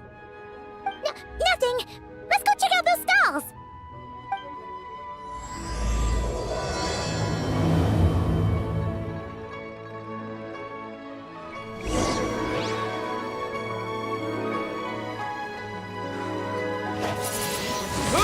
Please, show me your prescription.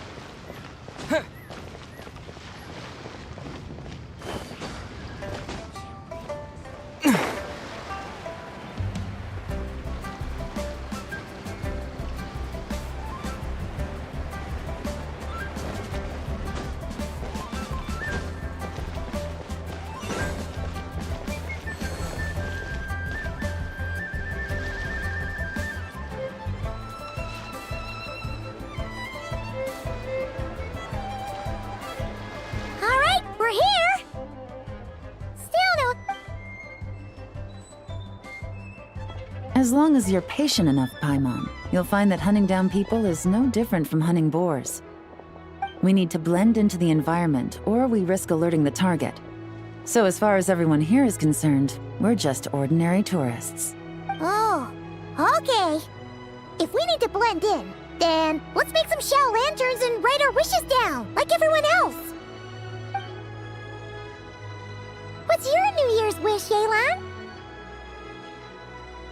I haven't given it much thought. Oh, and it can't be work-related. You gotta take a break once in a while, right? You're always sticking out this suspect, tailing that criminal, hunting down this gang or that. Which is super amazing and all, but it's gotta be exhausting. Really getting into this, huh? You said to blend in, right? Come on! It's all part of the act! So you gotta think of something! Then, I suppose, it'd be to go traveling, the next time I get the chance. Traveling? That's our bread and butter! Wanna join us?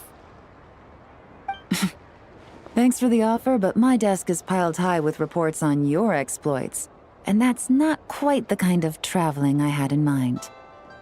I was thinking more the lie down and do absolutely nothing kind of travel. Ah, something a bit more easy and breezy, right? It's super relaxing and full of fun activities. You've got the beautiful ocean and tons of cute little creatures called Asha. Seriously, you gotta go! I suppose I'll have to check it out. Hey guys, happy Lantern Night!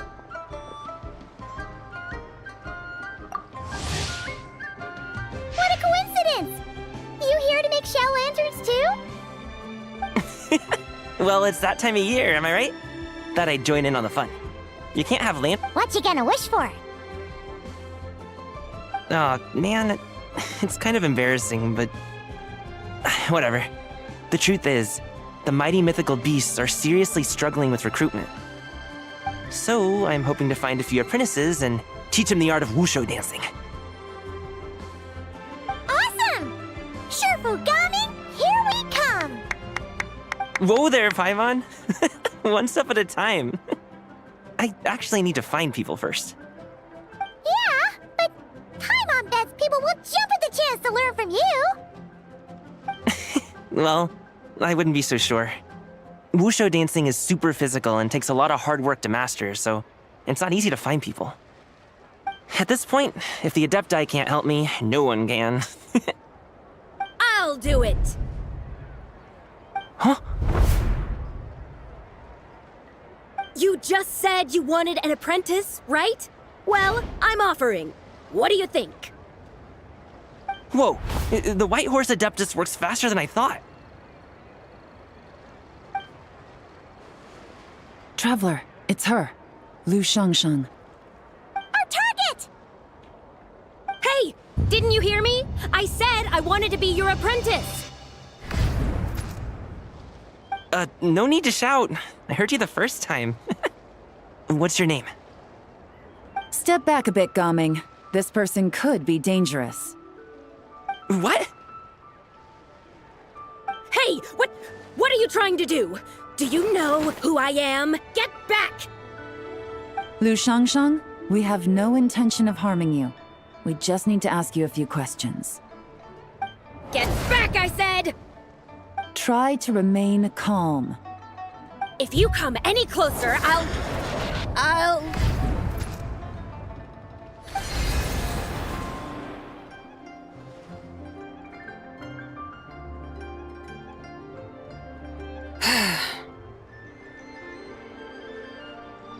Little wisp of a being. How are you able to see me? So what if I am? Leave at once! You, a mere mortal, whose own life hangs by a thread, would dare reach for the power of life and death? Unless you wish to be condemned to eternal damnation, you would do well to abandon this foolish endeavor. I shall speak on this no further. Don't come any closer.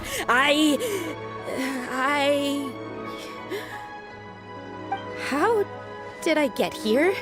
Who are you people? Playing dumb, are we? Save it. We know you attacked those people at Wan Min restaurant. What? No, I would never. You must be mistaking me for someone else. You don't remember.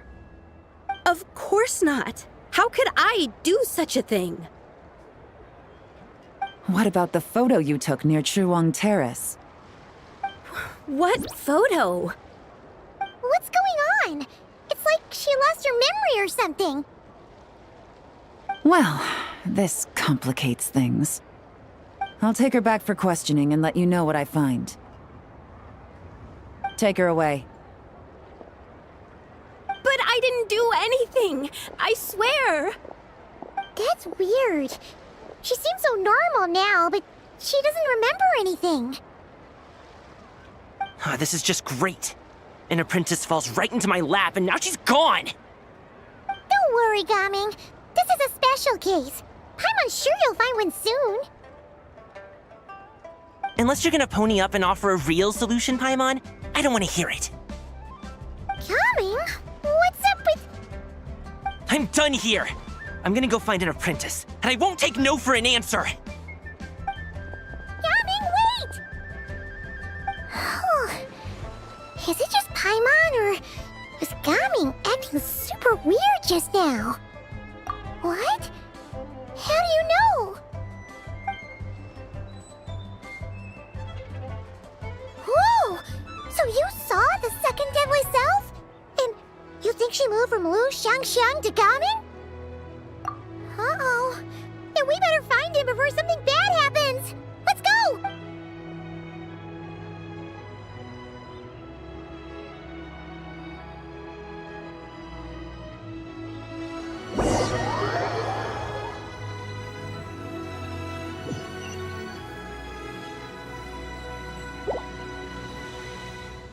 Alas, why must Cloud Retainer inflict such woe upon us, Mooncarver? By the order of Rex Lapis, we were supposed to make haste to the harbor to stand watch. Yet we arrived late, for you, in your inscrutable wisdom, chose that very moment to tend the mint. It is no wonder Cloud Retainer banished us to the wilderness in anger. A pity only that I, blameless as I am, was made to share in the punishment. Blameless indeed. You speak as if it was not you who decided to plant all that mint in the first place. Yet now, in its wretched state, overrun by blight and vermin, you would turn away? Utterly heartless, I say. Were I truly that heartless, would I have rescued those seedlings from this desolate wasteland, granting them haven in your hallowed garden? Alas, if blame must be laid, let it fall upon Cloud Retainer for failing to recognize the virtue of our plight. Ah, at last a sentiment with which I can agree. If ever Cloud Retainer is away, we should steal into her abode and plant a veritable field of mint. A tempting little ruse, is it not?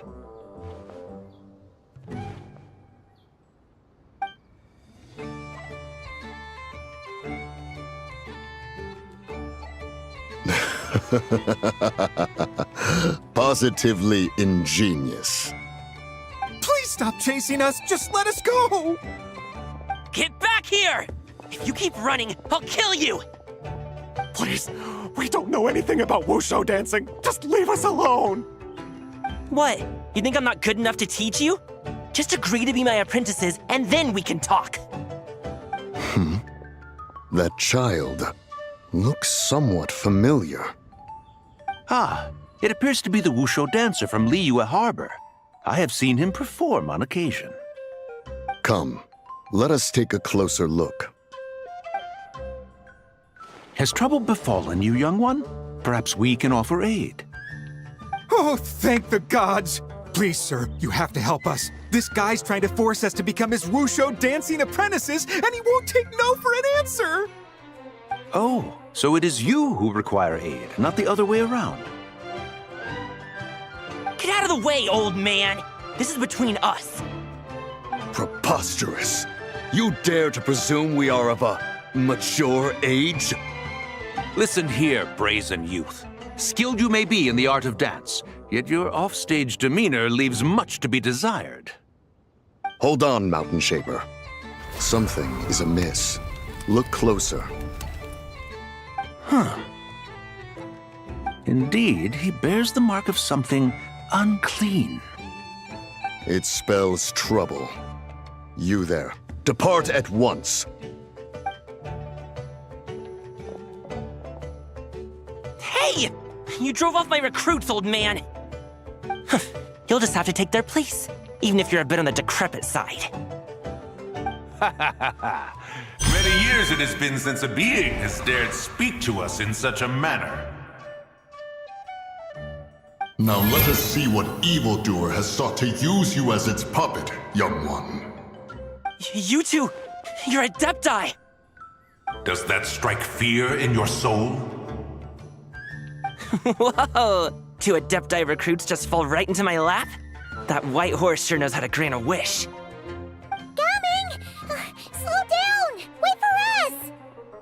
Jeez, take a hint, will you? I told you to stop following me! Traveler, Paimon, keep your distance from this youth. Evil has taken a hold of him. We know!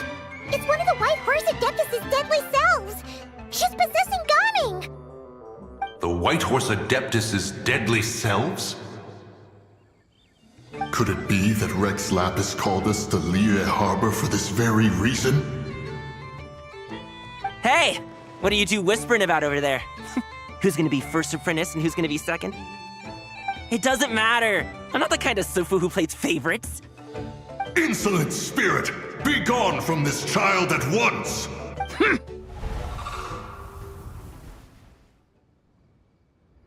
Little mite of a mortal.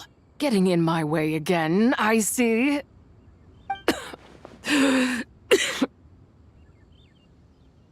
That is no concern of yours. No. Only by doing it myself will I find peace. Otherwise, rage will consume me. If I lose control, all will turn to dust. The curse of time. The memories this body holds. Come no closer! This is your final warning.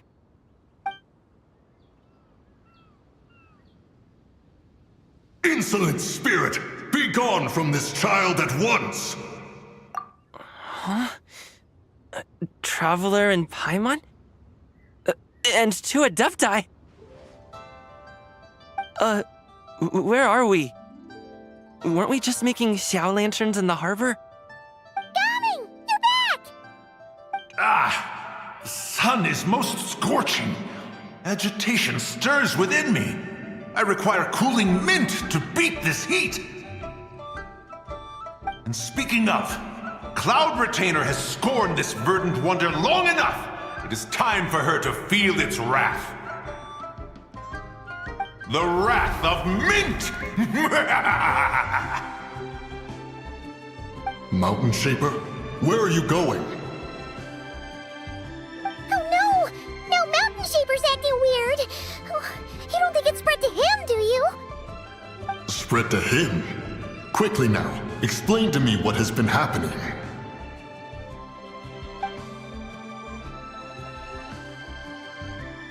What? Was I really that rude? Jeez, someone get my dad to throw a slipper at me. I'm so... Oh, you okay, Gaming? He is fine. It is simply exhaustion. But to think Mountain Shaper would succumb to something like this, it is most unexpected.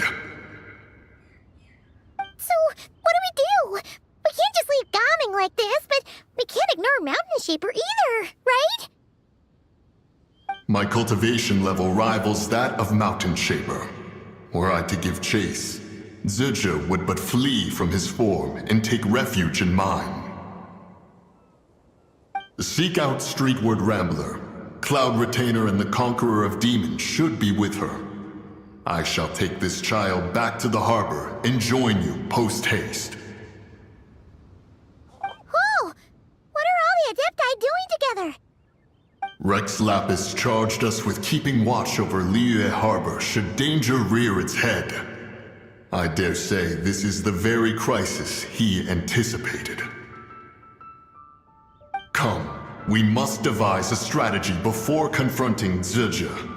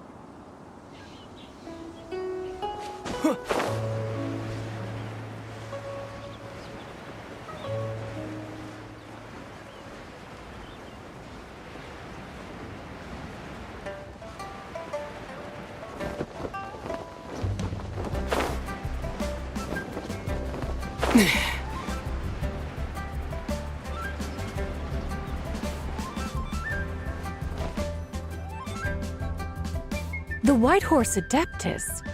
You mean the mysterious white mare that aided Rex Lapis during the Archon War?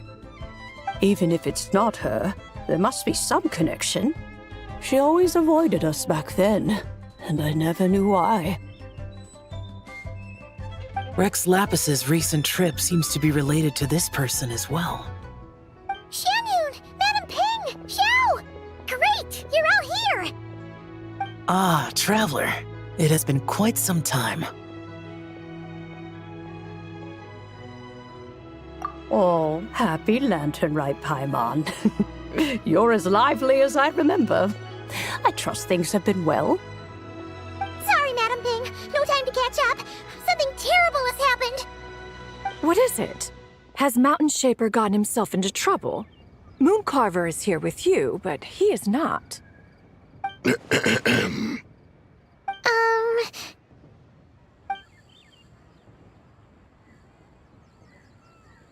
The Wrath of Mint? That old fool dares to utter such nonsense behind one's back.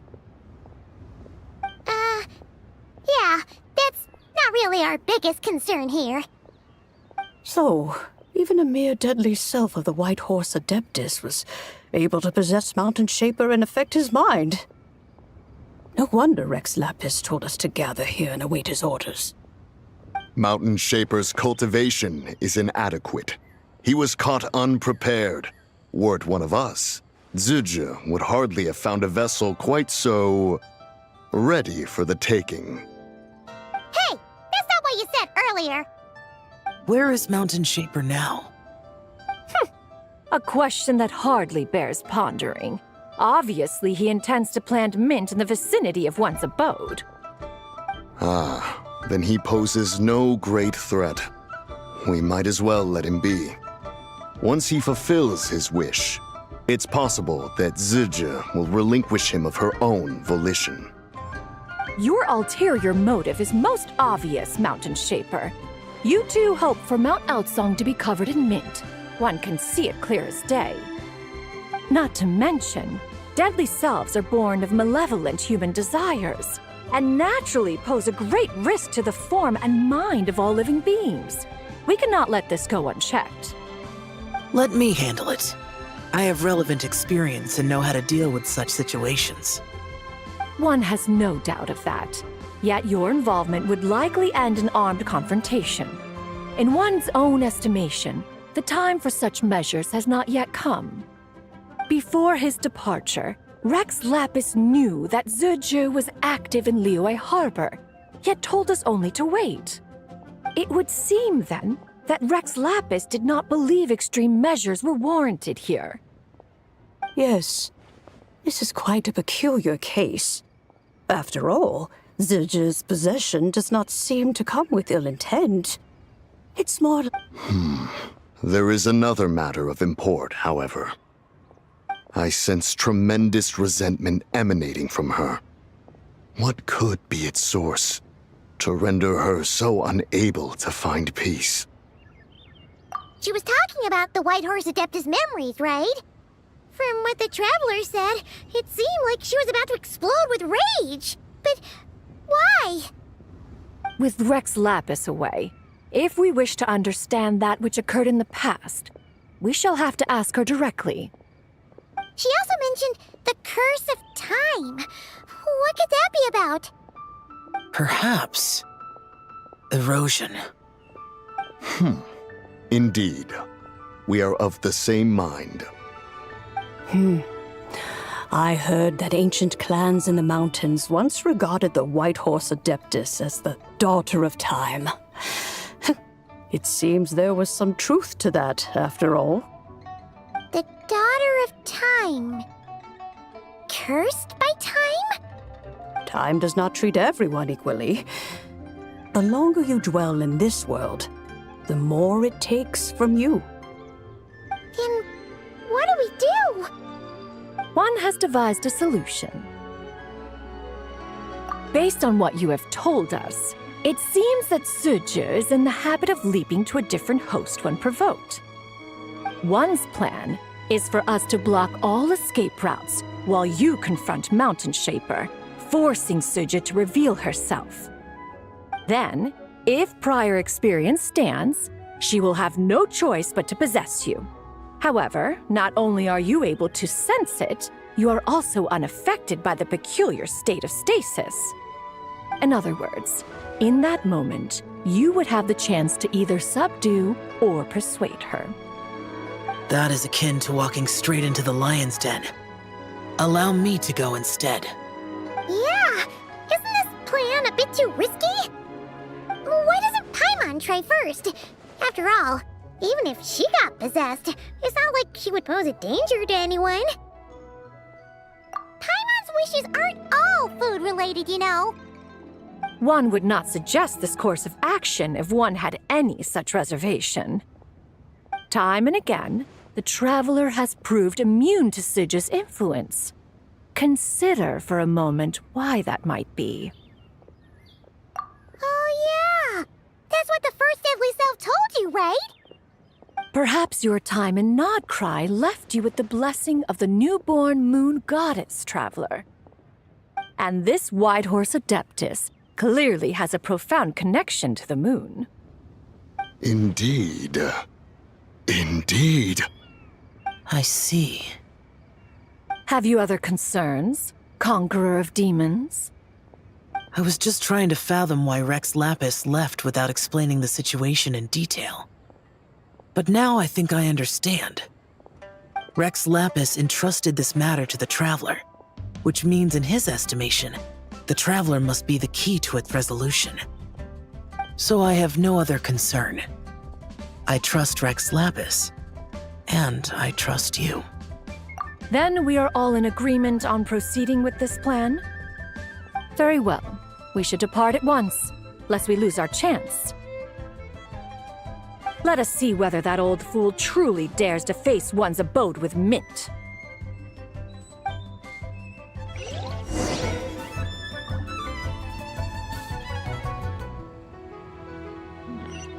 This is a peaceful neighborhood.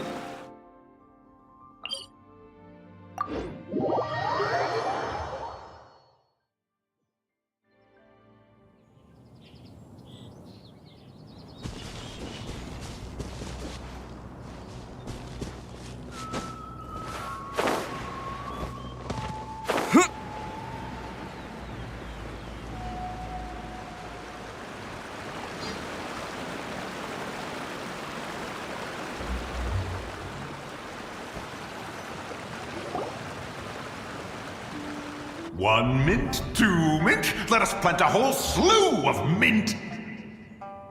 Once I reach 10,000, Cloud Retainer's abode shall be Mount Outsong no more, but rather Mount Mintsong.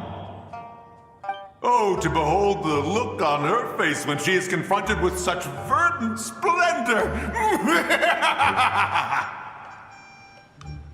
Mountain Shaper, you dare disturb the tranquility of one's abode! Do not take personal offense, Cloud Retainer. He is not in control of his faculties. Exactly. Let it go this once. Zitja is the one driving him to do this. Huh? But Zitja just helps people fulfill their own wishes and desires. Not now, Paimon. Oops. Sorry, Mountain Shaper. Paimon might have just thrown you under the bus. When he wakes up, we shall have words. Everyone, to your positions.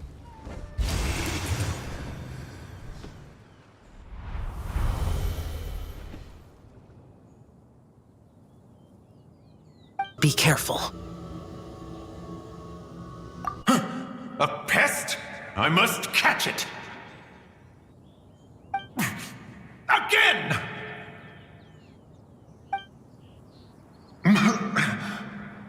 Oh, young one, it is you. Don't tell me. Cloud Retainer sent you? Ha! Such brazen insolence. Such presumption. Such boundless avarice. That wretched adept's impudence knows no end. If she dares lay a finger on my garden, I shall smash her cuisine machine to pieces! You think I am one to fold so easily?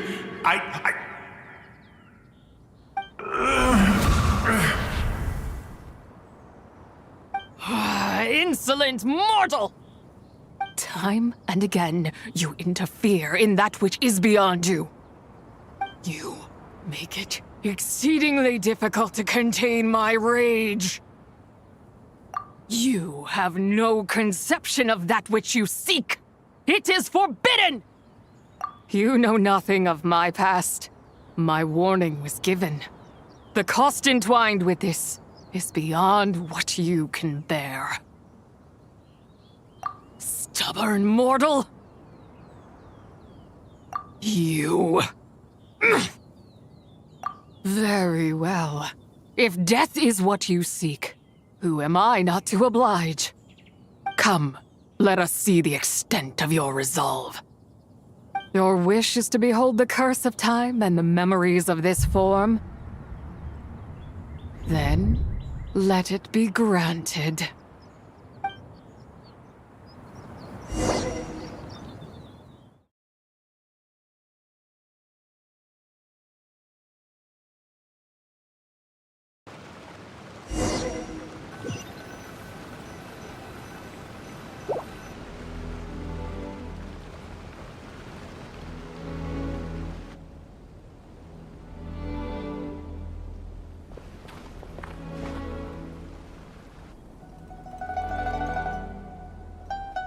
You who seek death, stand before me. My prison. I was merely a trace of impure energy within Zabai's immortal body. When her soul was shattered, it should have been the end of me. But then, the one who governs time descended from on high and froze the moment of her death. And so, I remain in this world, unable to find release. A mortal who knows of her existence and would dare to speak her name. Who are you? Help? No, there is nothing we can do for each other. Her power, the one who governs time. It has surrounded me ever since. A blessing and a prison, all at once. No. I have been asleep in this prison for countless years, until a familiar presence woke me. Then, through that mortal girl's eyes, I saw it. As pure and bright as ever, unchanged across the millennia. It was the moon. That place is called Chiwang Terrace. Did later generations rebuild the altar in a new location? It looks just like the one used to honor Tsupai. Could it be that traces of what happened back then still remain in this world? That memory is embedded deep within the essence of Tsubai's soul. It is one that should have been forgotten. Yet, it is precisely that which haunts my every waking moment, fuels my rage, and denies me a modicum of peace. Now you, a mere mortal, come to seek that which is forbidden. So, let us see whether the fire that fuels your ambition is a hero's wisdom, or a fool's courage. I shall relinquish control over this body's curse, and let it devour everything within sight. Run as fast as you can, lest this prison become your grave. Look, it draws near. The river of time, come to sweep all into oblivion. A torrent of tears for the dead and departed. I shall wait for you at the end, mortal. Evade being swept up in its waters, and I will show you everything. Fail, and we shall sink into oblivion together.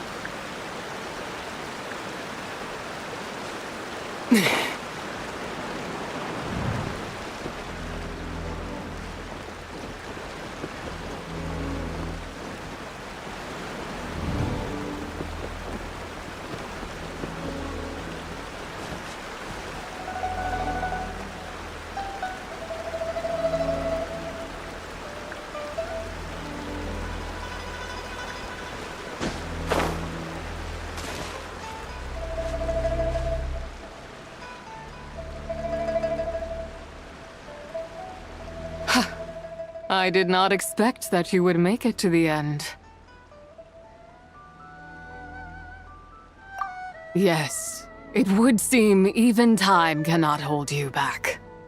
In that case, perhaps this truth is one you can bear. Come, let your wish be granted.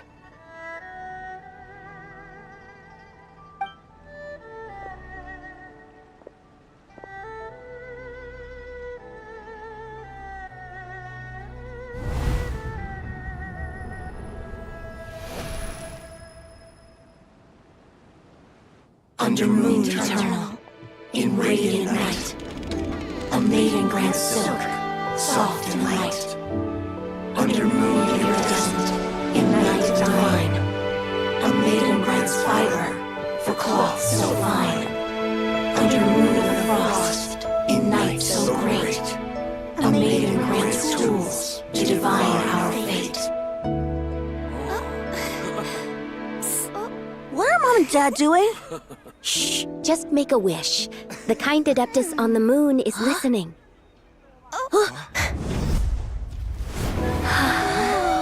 Look, it's Lady Tsubai. Wow, Lady Tsubai? Is she powerful? Of course. She taught us how to grow grain and beans, millet and rice, how to peel hemp and reel silk, spin thread and weave cloth, how to cut stone and build houses, cast bronze and forge tools. According to Mom and Dad, the Adeptus Tsubai is the god of soil and grain, who blesses our land and its crops. Huh? Lady Tsubai's leaving. It's all right. We just have to wait till next year. She'll be back.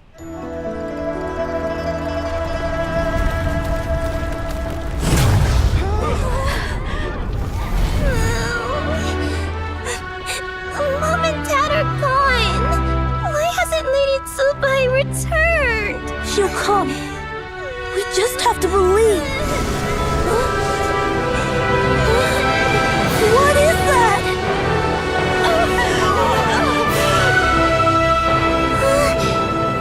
Lady Tsubai abandoned us.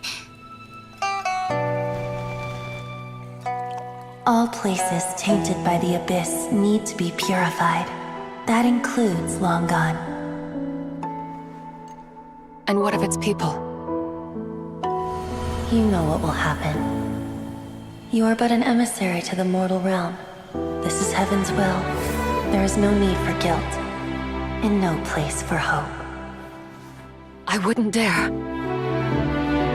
But the people of Langan honor me, worship me, pray to me. If I do not answer, the guilt will be too much to bear. And if you do, you will meet the same end. Then as their god, I shall die among them.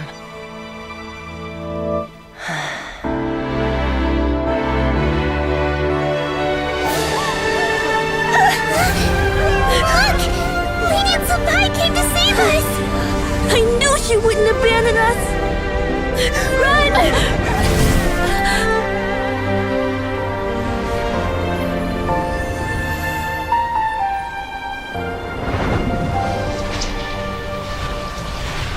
You have done enough.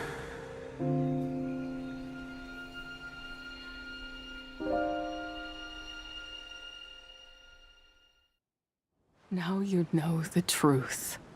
These are the memories that suffocate me where I stand and crush me under their weight. Not just my nation, but the people I loved. Were it within my power, I would ignite a blaze fierce enough to burn a hole through the heavens themselves.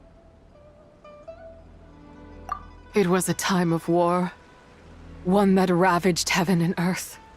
Remnants of the battles tainted with cursed power fell from on high and devastated Langan. The heavens decreed that the tainted filth had to be cleansed, no matter the cost. If I just had more time, I could have helped more people to escape. But it wasn't enough! I just needed a bit more, and they all could have survived.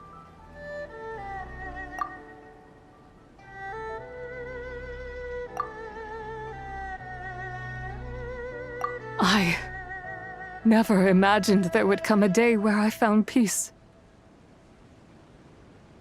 So long this rage has been within me. Yet here in this moment, it has stilled at last. If you wish to bring Zibai back to life, mortal, then you may take the part of her soul that lives in me. Just remember, from this moment onward, the fate of Langan's fallen rests on your shoulders, and that cannot now be changed. As I said before, I am but a remnant of Zibai's adeptal form, a manifestation of her wrath that was not meant to linger in this world. By taking away this fragment of her soul, you take away my shackles as well. So, let it be done. Ah, it's your turn to grant one of my wishes, is it? Very well. In regard to my fate, and that of Langan's fallen,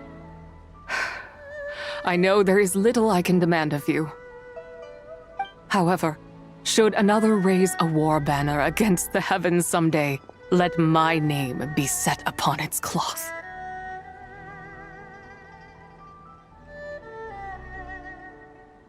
I ask for this, and nothing more.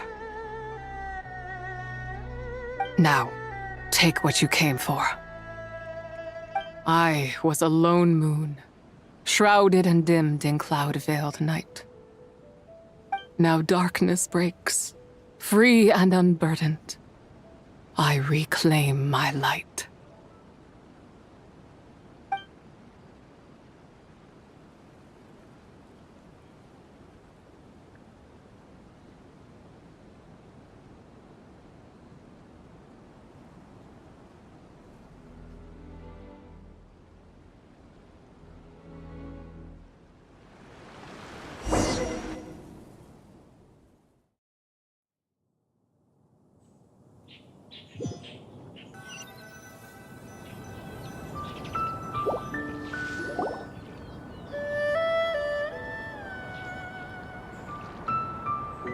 You think I am one to fold so easily? Ah, young one. What brings you here? My, what exquisite mint seedlings. Was it you who planted them? I had not taken you for one so versed in the horticultural arts. I must insist that you visit Mount Hulao. There is much we could learn from one another. Ah, but this is Cloud Retainer's abode. She does not appreciate the verdant wonder that is mint. We should leave at once. If she sees us here, there is little I can do to protect you. You weren't? Was it Mooncarver then? My, what nerve he has. What? Looks like Mountain Shaper is back to normal. Has the matter with O.G.w been resolved, then? Wow, that was fast. That took, what, like, a second? A second to us, perhaps. But for the Traveler, I imagine it felt much longer than that. One's plan was most successful, then. And you're all right, Traveler. You don't feel strange in any way? Well, sounds like good news all around. I'm glad this matter is resolved. What is this matter you speak of? The possession of that mortal child? The matter of O.G.w may have been resolved, but there is another that is far from over. The mint you planted around my abode. Perhaps you have a moment to spare for a little chat, Mountain Shaper.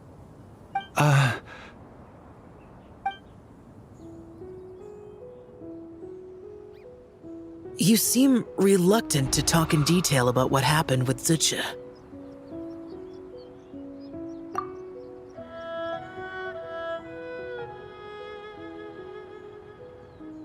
Don't worry. I won't ask you to reveal her secrets to me. And I doubt the other Adepti will either. Huh? You don't want to know what happened? The expression on your face. I know it well, Traveler. It's one I've seen Rex Lapis wear on many occasions.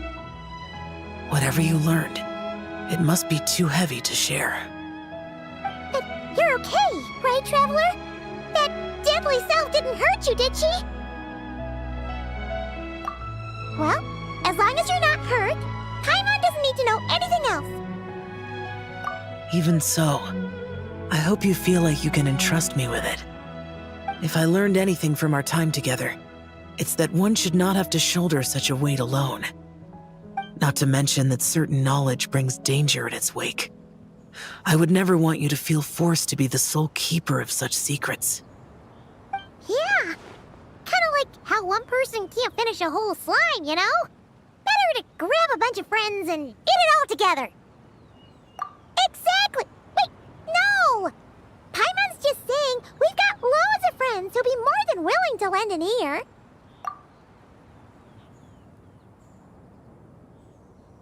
I never knew there was such a tragic chapter in the ancient past of this land. So, the people of that nation worship the White Horse Adeptus as the god of soil and grain. It would seem, then, that Rex Lapis had a similar reason for withholding the details of his recent trip. I've often wondered if he had companions to stand by him before we met, or if he was forced to face things alone. Regardless, Lantern Rite takes place in 2 days. Let's meet back up again there. If there's no news of Rex Lapis by then, we'll have to come up with a plan. Fingers crossed it all goes well.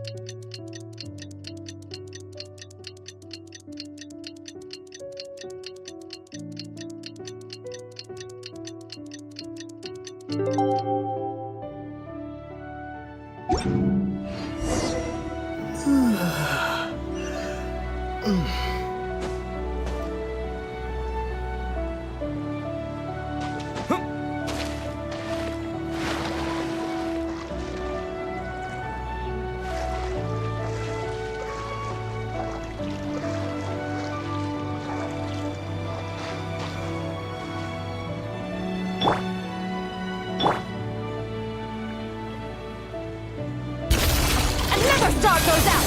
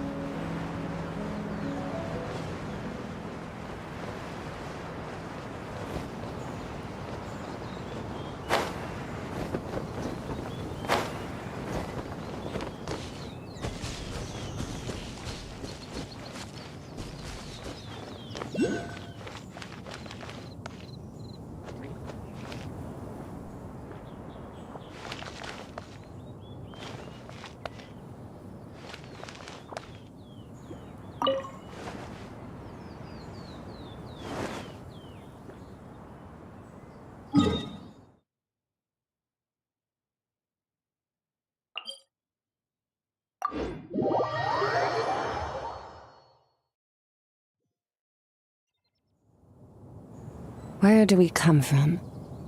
And where are we going?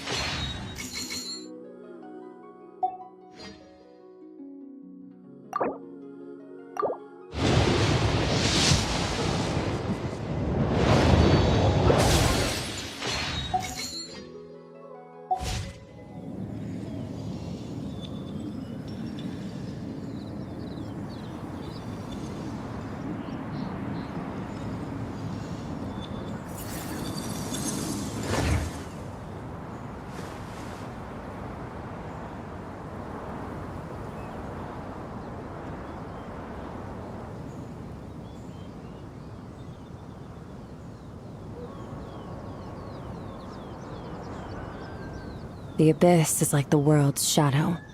It's always there, and it will never perish.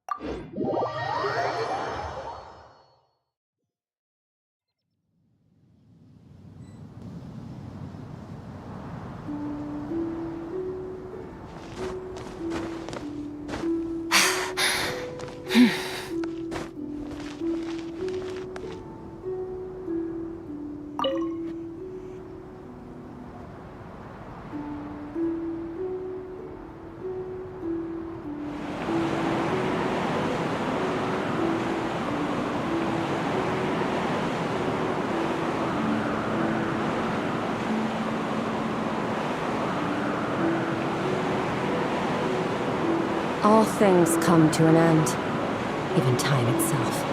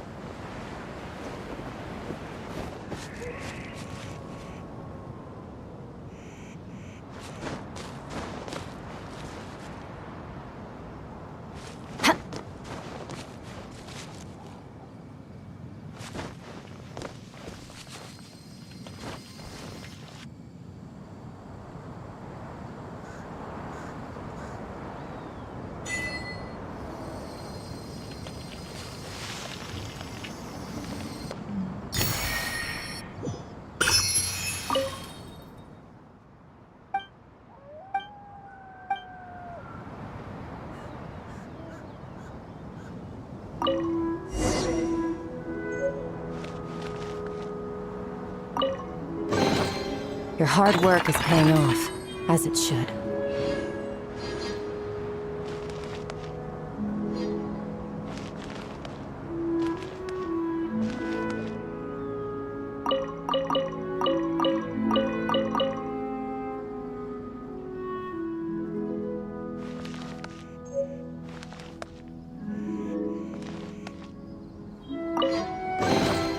Your hard work is paying off, as it should.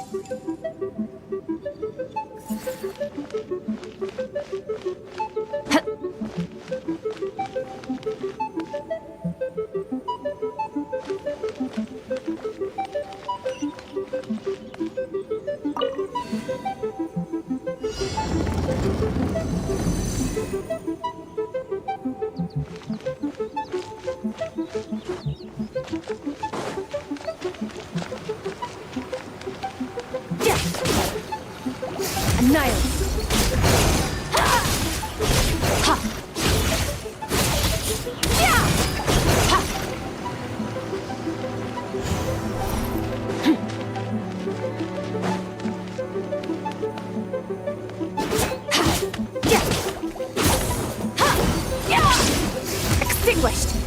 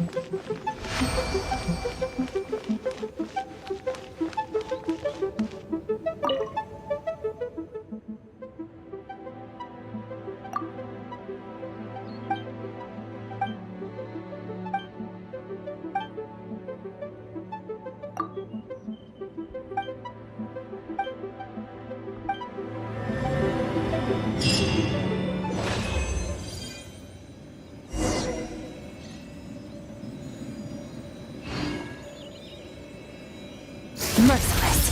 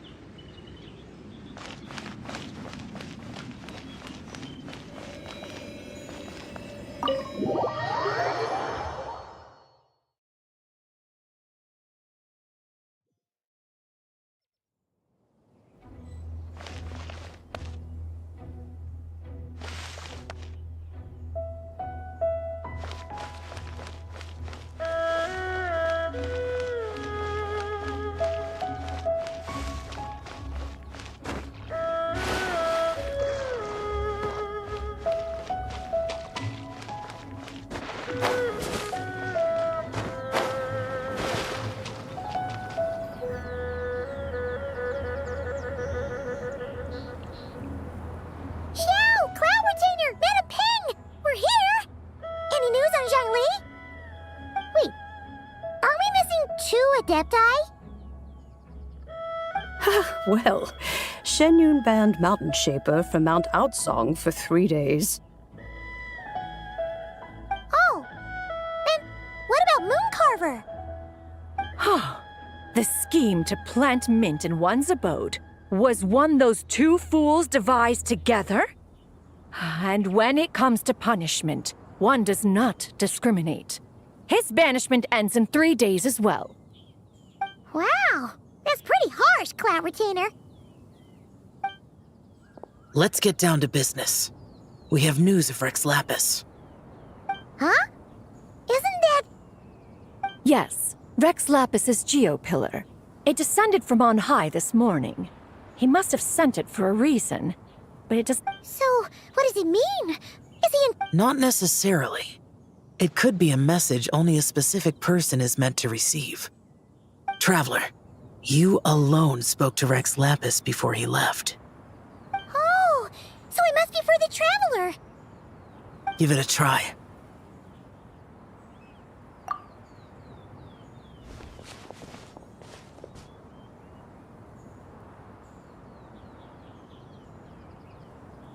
Come to the spring on Mount Qingse. I have left an entrance for you.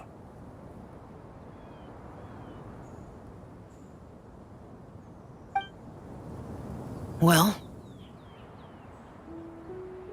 Just as one surmised, it seems that Rex Lapis will not countenance our involvement in this matter. That would not surprise me in the slightest. He's always had a soft spot for the Traveler, after all. But be that as it may, we have served Rex Lapis for millennia now. In other words, I'm sure this has nothing to do with favoritism. He's probably just trying to protect us. That's right. So you mustn't let your guard down, even if Rex Lapis is by your side. Alright, let's get going. We'll try not to keep you all waiting.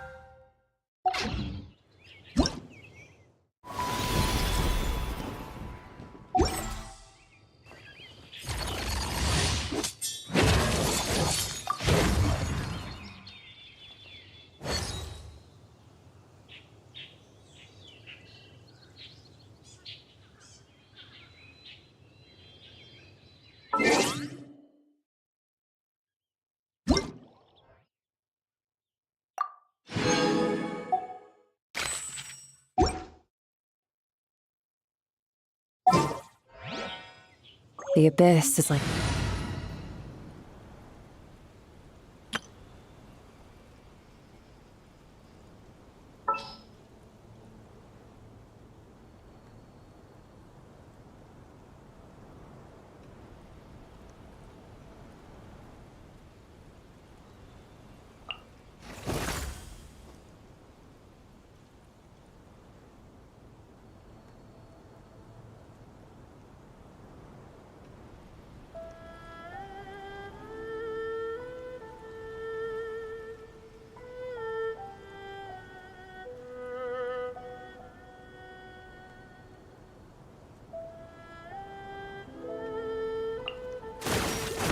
Oh, yay!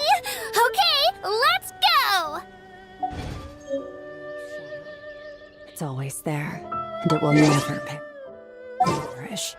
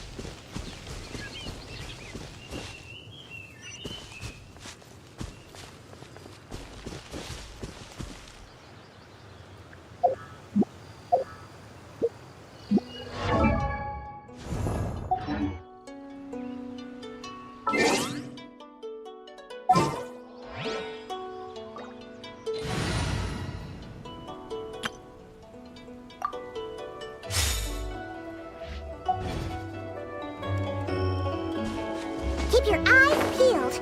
They should be around here soon. Another test subject.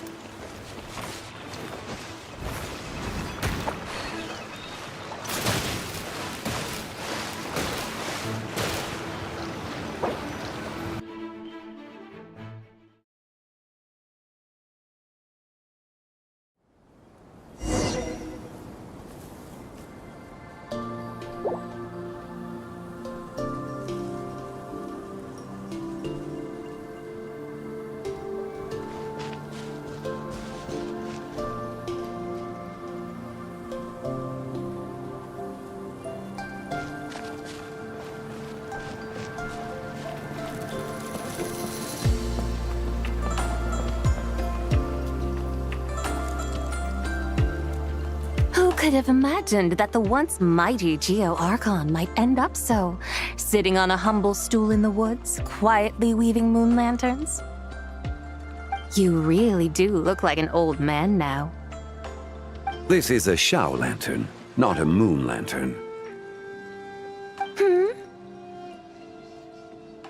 In ages past, when the gods waged war and the world was in turmoil, these lanterns were lit to guide fallen warriors back to their homes. Had you tarried in the mortal realm for but a little while longer, you might have become quite accustomed to them. Even so, it bears such a striking resemblance to the moon lanterns they used to offer up to the heavens. Could this truly be mere coincidence? Perhaps in some sense it is, yet in another, it isn't. For instance, who is to say that some of Langan's magnificent jade did not become part of the very foundations upon which Liyue Harbor now stands. It is conceivable that this ritual was transmitted in such a manner too. Now, let's not let ourselves get carried away. For all its splendor, do not forget that, in the end, even Langan could not escape its heaven-sent fate. Alas, it is just a pity that the little creatures of this world may never again lift their eyes to the moon, even should misfortune befall them. But you, Geo-Lord, now that you rule this realm, why take the trouble, not to mention the risk, to visit one who bears such profound guilt as I? Are you not afraid that you might be sullied by the curse of time that was laid upon me? There is no risk to speak of. At least, not in comparison to that which you took when you defied the heavens all that time ago. As I have stated, time and again, it was not I who defied the heavens. Geo-Lord, the ancient affairs of Langan have nothing to do with me, for I am but one of her deadly selves, severed before her demise. My name is not Zebai, but Zichao. Surely you did not take us for one and the same solely on the basis that we may all assume the form of white horses? Sorry to break it to you, but you seem to have found yourself the wrong white horse. Anyway, do tell me, what urgent matter brings you here? Very well then. I have come to ask for Zebai's shade. Oh? So, the Geo-Lord has set his sights upon Zebai's human soul. And what is it that you intend to do with it? The world outside is changing. With the new moon's birth, the confines of the Shadow Moon are gradually disintegrating. In other words, the heavenly soul is set to return. Consequently, strange phenomena have manifested within Langan's former domain, leading to the earthly soul's reappearance as well. The last of the trio, the human soul, is in your possession. Most intriguing. My intention is to gather all three together, so that an old friend may finally make her return. I must admit, it seems that some remarkable affairs are coming to pass in the outside world. Yet there is one thing you seem to have overlooked, Lord of Geo. Back in the day, it was you that freed me from that painting. And afterwards, I took up arms in your name. Together we first subdued Chenyu Vale, then brought peace to Mount Qingse. It was for this cause that the contract between us was made. But now that the debt has been repaid, what cause have you to expect my aid? Zebai and I have long been friends. Given not only that you were manifested from a corrupt desire within her divine form, but that you also possess a fragment of her soul, how can you purport to be the wrong white horse? I think you'll find that we are now as separate and distinct as any two beings ever were. What once shone with radiant purity has long become dust. What you see is no longer what it was. Oh, great Lord of Geo, should this still be unclear to you, I bid you take your leave. It seems that the fault lies in my own lack of consideration. As you wish, I shall let this matter rest. Wait! One moment, if you will. Should this not be your opportunity to propose a new contract? The part where you make me an offer I simply couldn't refuse? Even those puny mortals know how to haggle when striking their bargains. Should you, the famed god of contracts, not likewise strive for success through negotiation? Come now, enough with the posturing. It's time to name your price. Very well. I had, in truth, prepared a new contract for your consideration. I knew you would not come before me unprepared. Yet, you should know that I want for nothing, For I live in the mountains, carefree and untroubled. Occasionally, I even find sport in teasing the mortals who stumble into my presence. Then why persist in telling them those ancient stories? I speak of what transpired before the sky collapsed and the earth sank into itself. That is merely my way of passing the time. And what of it? Would any believe, much less remember, the ramblings of a mountain hermit? Those tales have long since spread throughout the mortal realm. Who? Should my words prove insufficient, I invite you to see the world for yourself. To this end, I have found you a pair of trusty guides. The lantern rite is presently underway in Liyue, and should prove quite intriguing for you. So this, then, is the contract you have prepared for me? Indeed it is. Think of it as a contract for a one-day festive excursion. Surely you do not hope to offer this in exchange for Tsubai's shade. The foundation of my very existence for a little excursion seems a little steep, wouldn't you say? Why not see for yourself? You can always decide afterwards. The final determination, of course, shall rest with you. Is that so? Then perhaps this deal might not be entirely off the table after all. Where then are these guides of which you speak? Hey, it's Young Lee! Oh, we've been looking for you everywhere. We thought you might have gone missing. You're here. So these are my guides. Well, well. They certainly look the part, I'll give you that. Guides? Oh, you poor innocent little creatures. The benevolent Lord of Geo has soaked you to me, which means that for the rest of this day, you belong to me. Sold us to you? Just what have you gotten us into, Zhongli? The situation is not quite as dire as that would sound.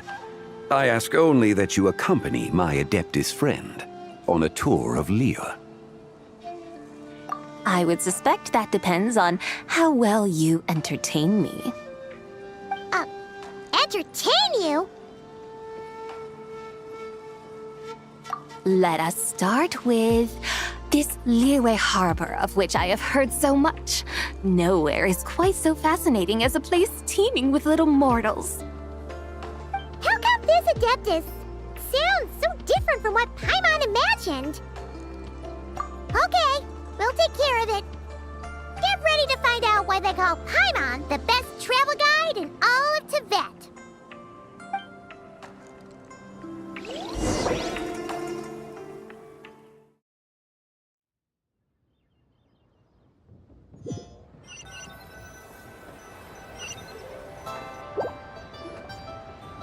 Look!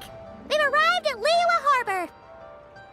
Not only is it Tibet's busiest port, it's also the beating heart of Liyue. So, dear Madam Adeptus, where would you like to go first?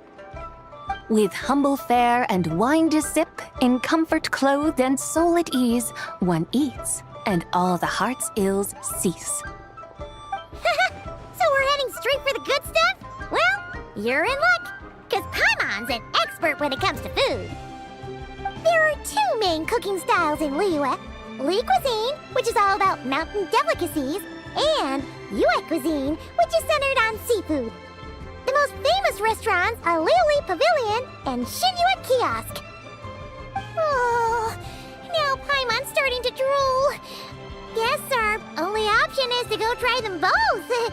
2 meals, back to back. Both sound like excellent options to me. Are these the kind of establishments that most people might visit on a regular basis? Not exactly. Both Li cuisine and Yue cuisine are known for their pricey ingredients. Definitely not what you'd call the budget options. But don't you worry about that. Just think of it as Zhang Li's little treat. Come on! Aren't you supposed to be pals with Hu Tao? Hey! All Paimon wants is to provide our Adeptus with the best possible experience here. Don't you want that too? Both certainly sound like worthy choices. Just now, though, I happened to see a porter pass this way. Where might individuals like him go to eat? A hungry porter, huh? Yep. Nothing fancy schmancy there. Just tasty dishes made with simple ingredients in a variety of different styles. Oh, and the owner happens to be a good friend of ours, too. One mean restaurant. Yes, even the name itself feels lively and down to earth. All right, let's make it our first stop. Yippee! That's a great choice, too. Alrighty, let's head over there right away. Wamin Restaurant, here we come!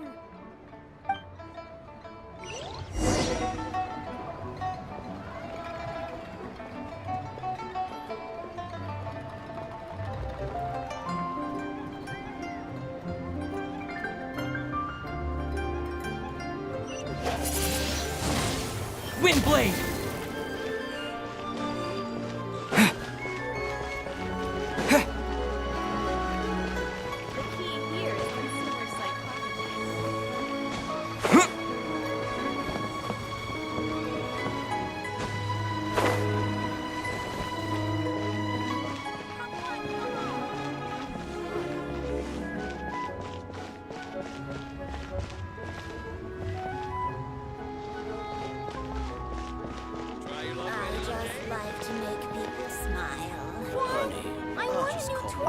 What should I...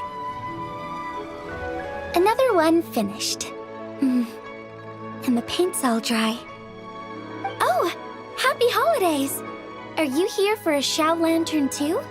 You did? Oh, you made it yourself?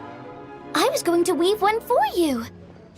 In any case, here's to hoping every wish on our Shao Lanterns comes true. Yep. You know how Miss Pingxi made a customizable lantern frame? Well, lots of people bought them to tinker with. Oh, Gaoming got one too.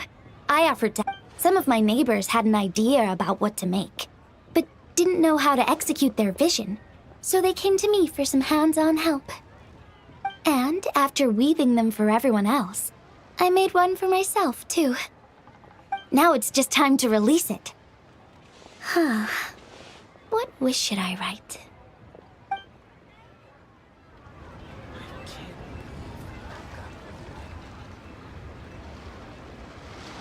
Adventurer, think you can last a round against me?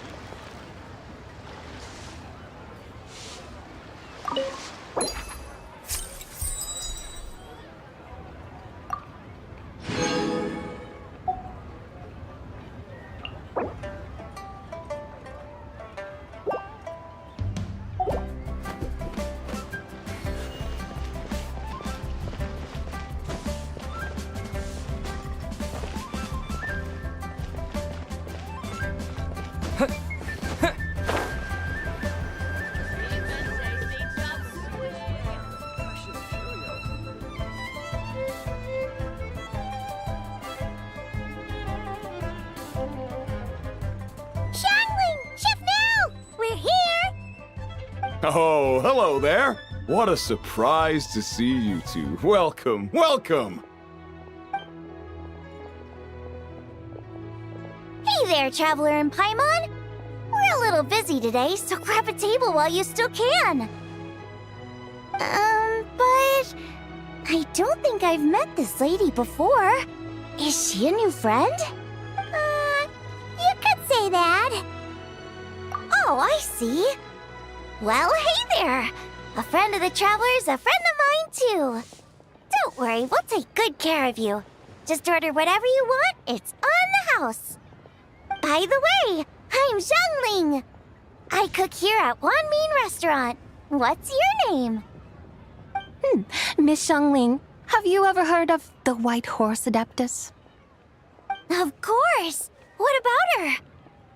I am her, and she is me. Huh?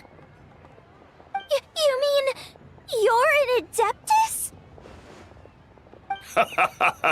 Oh, you young'uns crack me up. Come on, Xiangling. You've got to keep up with the times. Haven't you heard of cosplay? It's like a role-playing game where you dress up as famous characters and pretend to be them. Seriously, it's all the rage, and it looks like this young lady is quite the expert. Your friends sure keep their fingers on the pulse, huh, Traveler? Wow, Dad. Didn't know you were so tuned in. But how come I haven't heard about it? You gotta listen to our customers. Didn't I tell you to spend less time chasing after wild vegetables and more time making friends?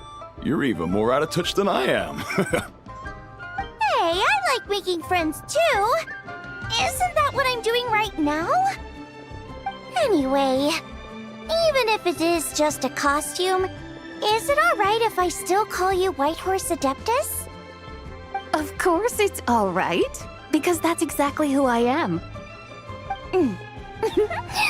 Okay.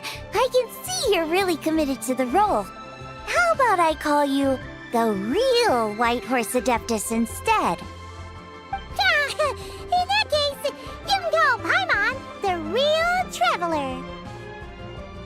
Yeah, right. You could have at least switched outfits.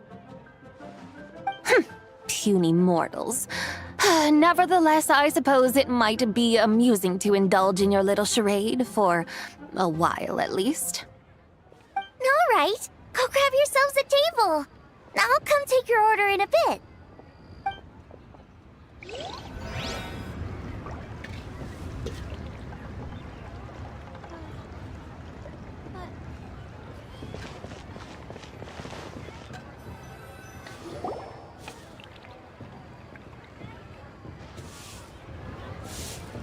Hello. May I ask if Miss Xiangling and Chef Mao are here? Yeah, they're just over there. Wait a sec. Aren't you?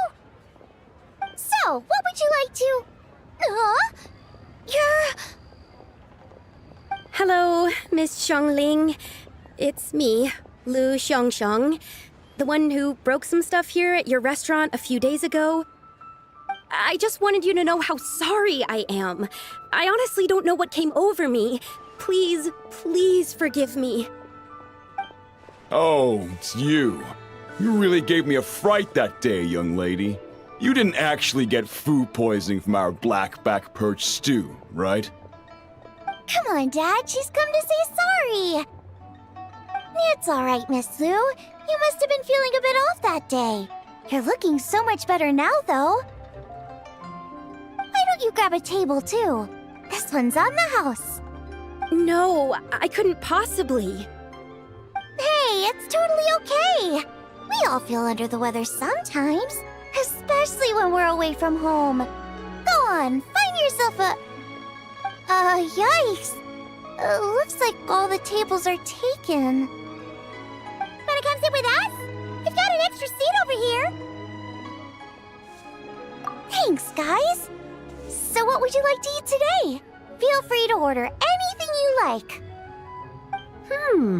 I should very much like to sample your renowned poisonous blackback perch stew. It wasn't poisoned. That was all on me.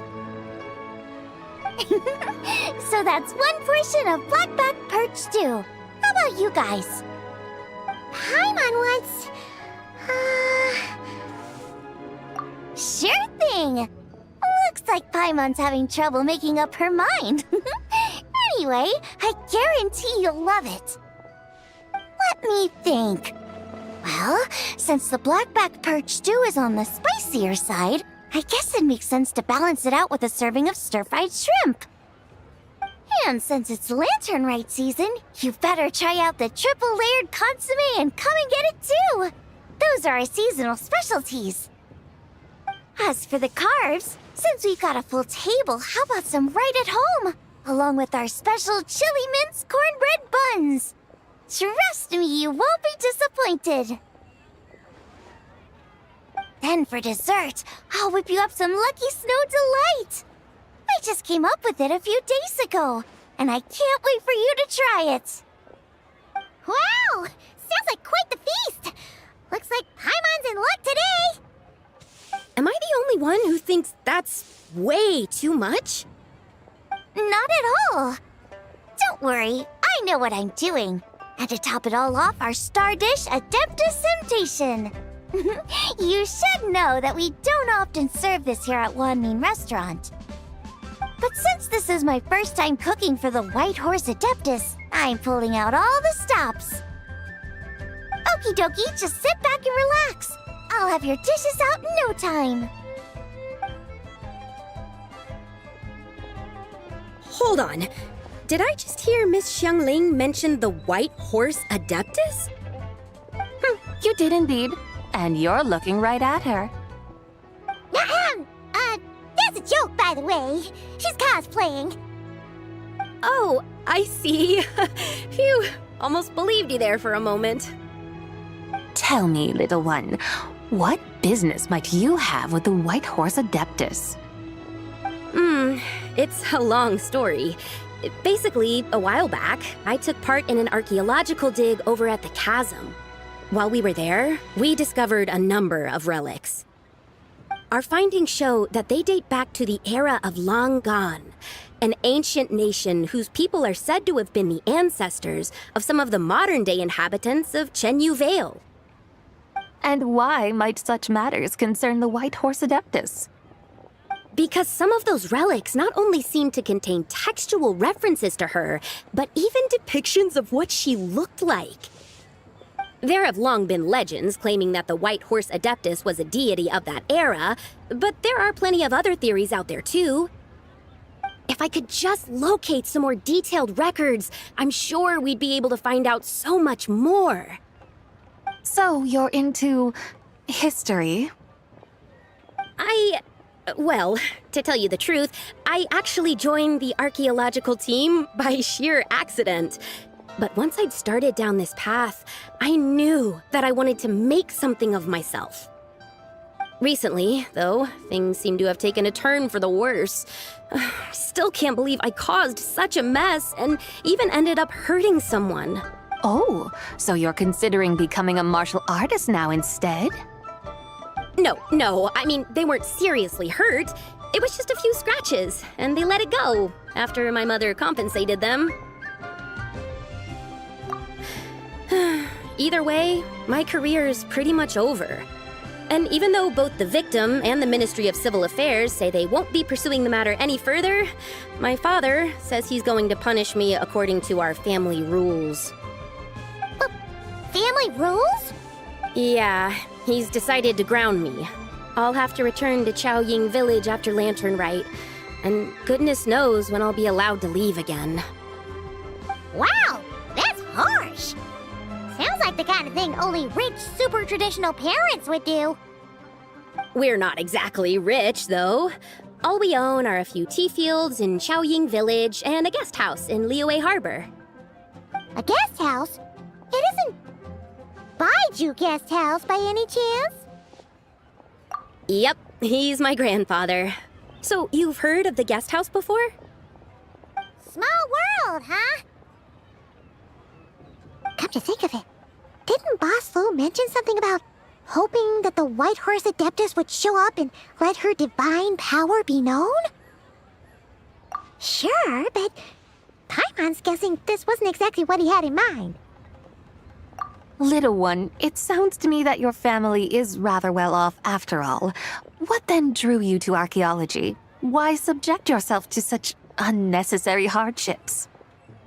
Even if I stayed at home, there's no guarantee I'd lead a nice, easy life. Just look at my father. Recently, my grandfather put him in charge of the guest house, and he came up with a bunch of ideas right away, starting with changing its name. That didn't turn out well, though. My grandfather yelled at him for days, even calling him a bad son, and they still haven't let it go. Oh! Paimon thinks we might have heard about that too. Long story short, being dependent on others is never fun. You just end up being completely under their thumb. That's why I want to make it on my own out here, no matter how hard it is. After all, as the saying goes, to rise above others, one must endure the hardest of hardships. What's so funny about that? You poor, innocent little creatures never fail to amuse me. To think you would endure all manner of hardships in your brief time on this mortal plane, and all that merely to rise above others. I would have thought that the wiser path would be to simply roam this world as I do. Huh? Tell me, what is it that you truly delight in? Archaeology? Martial arts? Tea planting? Or perhaps the keeping of a guest house? What I delight in? Yes! Surely there must be something you don't find quite so exhausting. Whatever delights you should not feel like a burden. But do things like that really exist? Of course! Take Miss Xiangling, for instance. I defy you to detect even a hint of hardship on her face when she wields her walking spatula. So, since it seems you are resolved to tread the rocky path, you should strive with all your might to pursue that which brings you delight. You mean, like cosplay? I suppose you might say that. Looks like the White Horse Adeptus is really getting into her role. I think I get what you mean then. Maybe I should have a chat with Miss Xiangling before I head home. Okay, everyone. Sorry to keep you waiting. Here's your food. Wow. It all smells so good. Oh, finally! I get to try that famous poisonous stew. Hey! Didn't you hear what Shang said? It wasn't the stew. If anyone's to blame, it's that other you. What's up? How fiercely this mortal fare burns upon the tongue!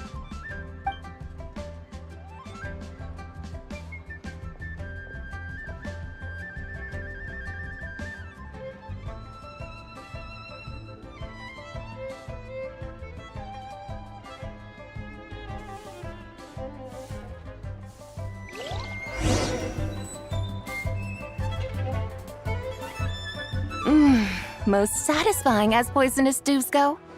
So, where to now? Oh, there's plenty of entertainment options in Liyue. Paimon will tell you that. The locals like to drink tea, walk their pets, play chess, watch operas, attend storytelling performances. Storytelling performances? You know, like listening to people telling stories. They're usually based on old Liyue legends, just like their operas.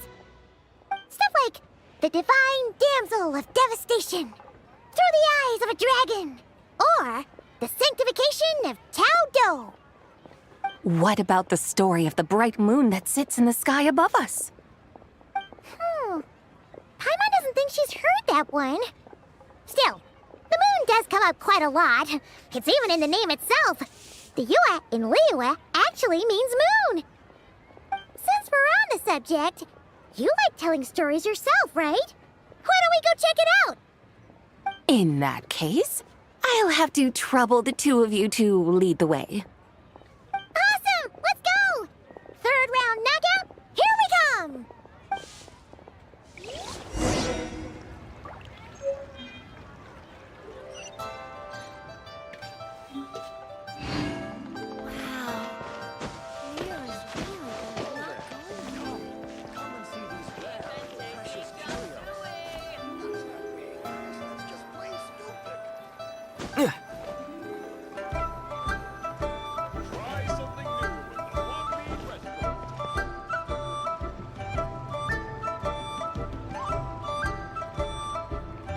What a tongue twister!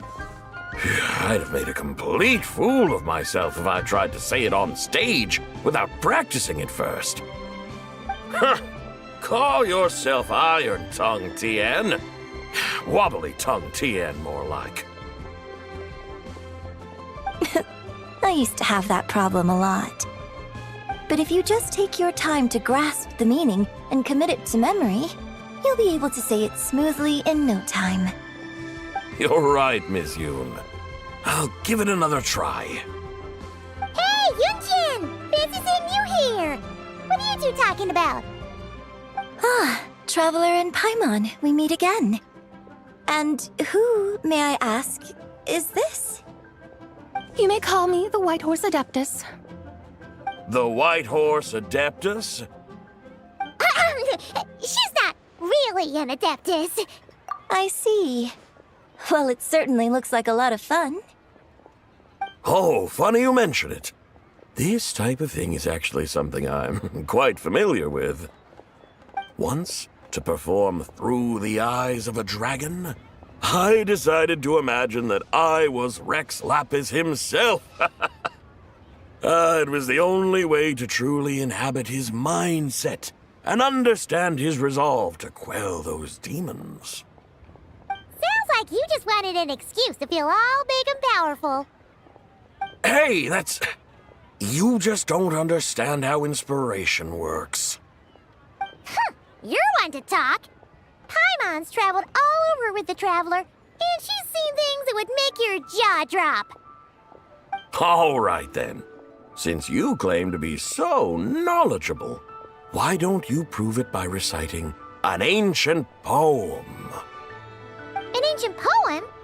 Which one? Ha! See? You mean to tell me you've never even heard of the ancient poem called An Ancient Poem? What kind of a title is that? Quit teasing, Paimon. We only just found out about that ourselves. He's talking about the writing on those ancient relics. When we first saw it, we couldn't figure out what it all meant. So in the meantime, we decided to just refer to it as an ancient poem. However, thanks to the painstaking work of the scholars who were tasked with decoding it, it seems like that's exactly what it was. Or rather, an ode offered in veneration of the moon and the White Horse Adeptus. Oh yeah! Didn't Kuching mention that before? It's got something to do with Long Gone, right? That is correct. The Ministry of Civil Affairs has issued a notice stating that, although it is true that the moon may disappear tonight, we should be in no danger. In other words, there's nothing to fear. But if you're worried, we can always take a leaf from the Book of the Ancients. By reciting this poem, I mean, and calling for the White Horse Adeptus' aid. If we do that, I'm certain she'll protect our moon and keep us safe. Whoa, seriously? Paimon has to get a look at this.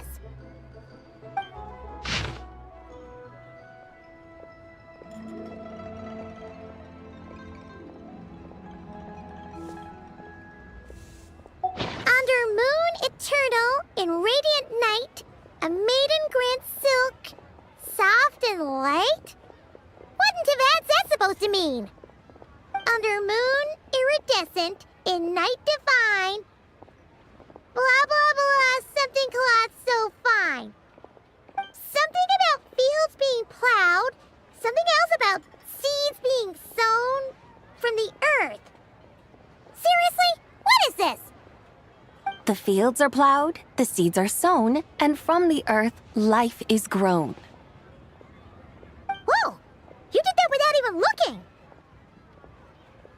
Bravo! Bravo! We have an expert in our midst. Looks like this young lady really does know her role inside out. If I didn't know any better, I'd have taken her for the real deal. That's because I am the real deal. That's the spirit. This is exactly the kind of mindset I was talking about. Behold, mortals, I am none other than the indomitable Rex Lapis himself. Kneel before my godly splendor. Believe me, young lady, I know exactly why you do it. Back in the day, I was just like you. I must say you are rather amusing as mortals go. Miss White Horse Adeptus, it is a great pleasure to make your acquaintance today. I have some questions regarding the poem, and I was wondering, perhaps, if you might be able to shed some light on it? You want me to explain the full meaning of its verses? Your guidance would be much appreciated. Fascinating. Tell me, do all the people of Liyue still express such reverence for the ancient ways? Well, it's true that we hold a deep fondness for our history, but it is hardly our only pursuit. One of my good friends, for instance, is even more devoted to the modern Fontanian art of rock and roll. Exactly! And don't forget, great practitioners of the role-playing arts walk among us too. People like me and you, young lady. Yes. So rather than placing too much emphasis on our reverence for the ancient ways, it might be better to say that here in Liyue, 100 passions bloom, each with a voice of its own. I see. Then, I suppose it wouldn't do any harm for me to enlighten you. In truth, it is but a simple poem of blessings. Its meaning is this. As the eternal moon rises in the night sky, a maiden adorned with lustrous jade descends upon the earth.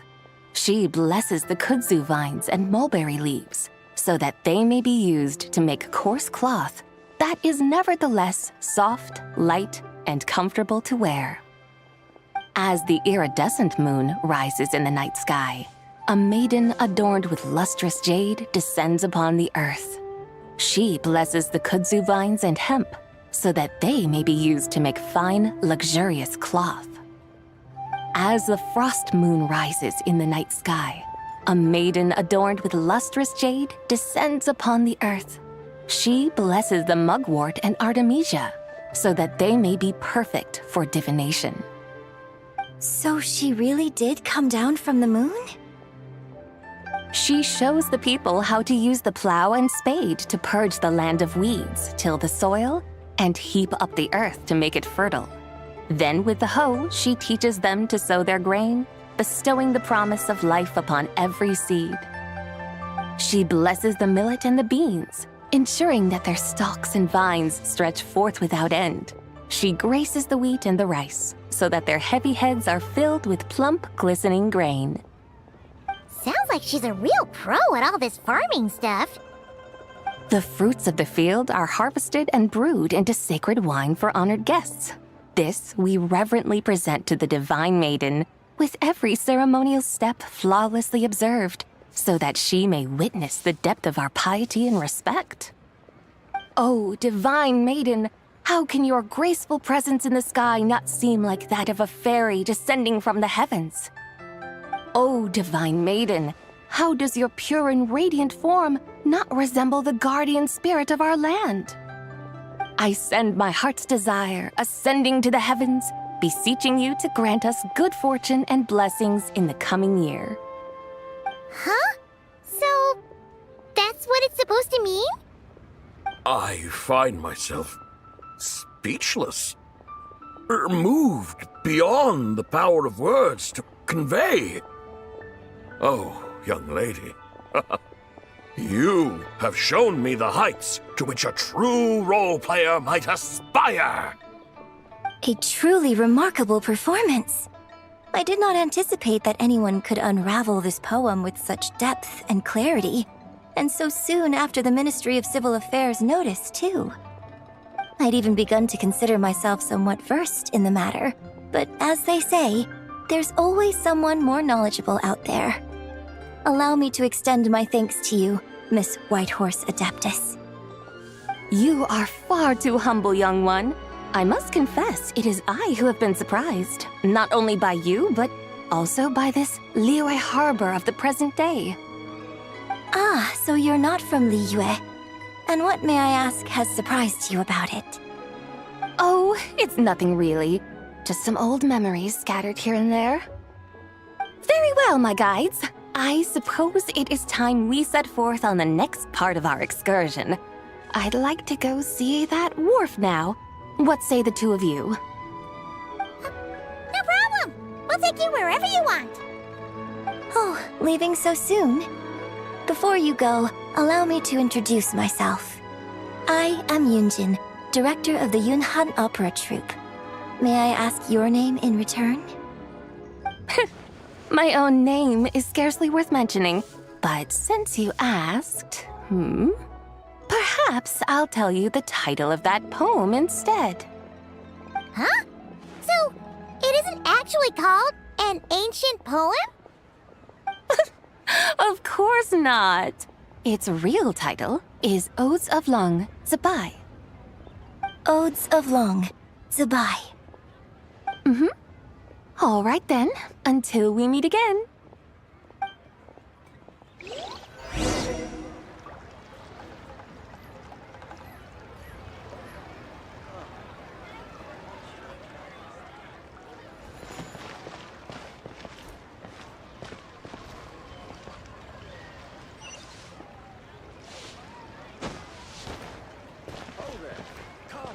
Come and see the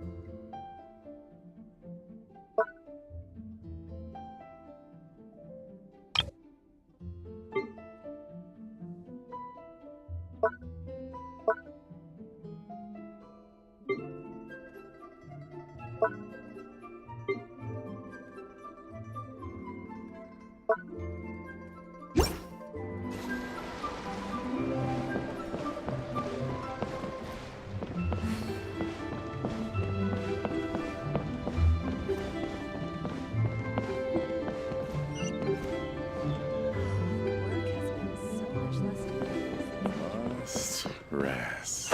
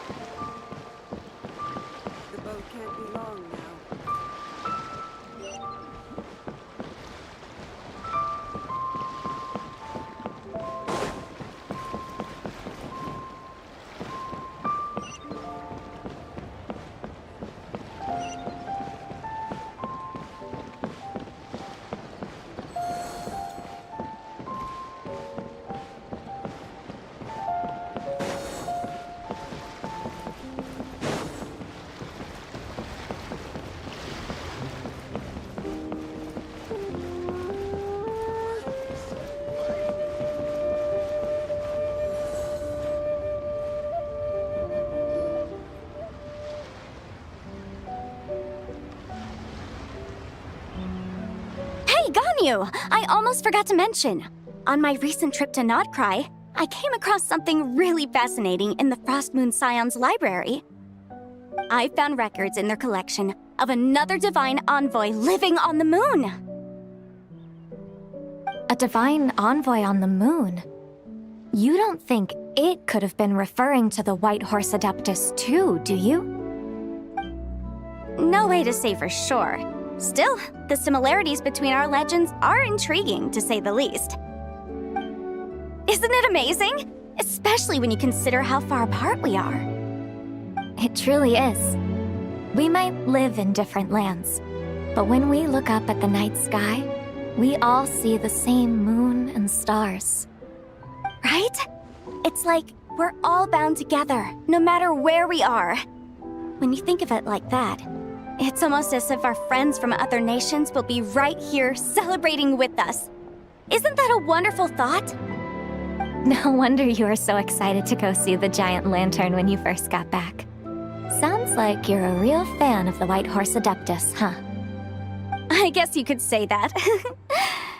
Just a pity she's so elusive. Even Granny's never met her, you know? Maybe she really— Hey, Yanfei and Ganyu! Trust, Paimon. The White Horse Adeptus is as real can be. Huh? Oh, look! It's the Traveler and Paimon! Feels like I haven't seen you two in, like, forever.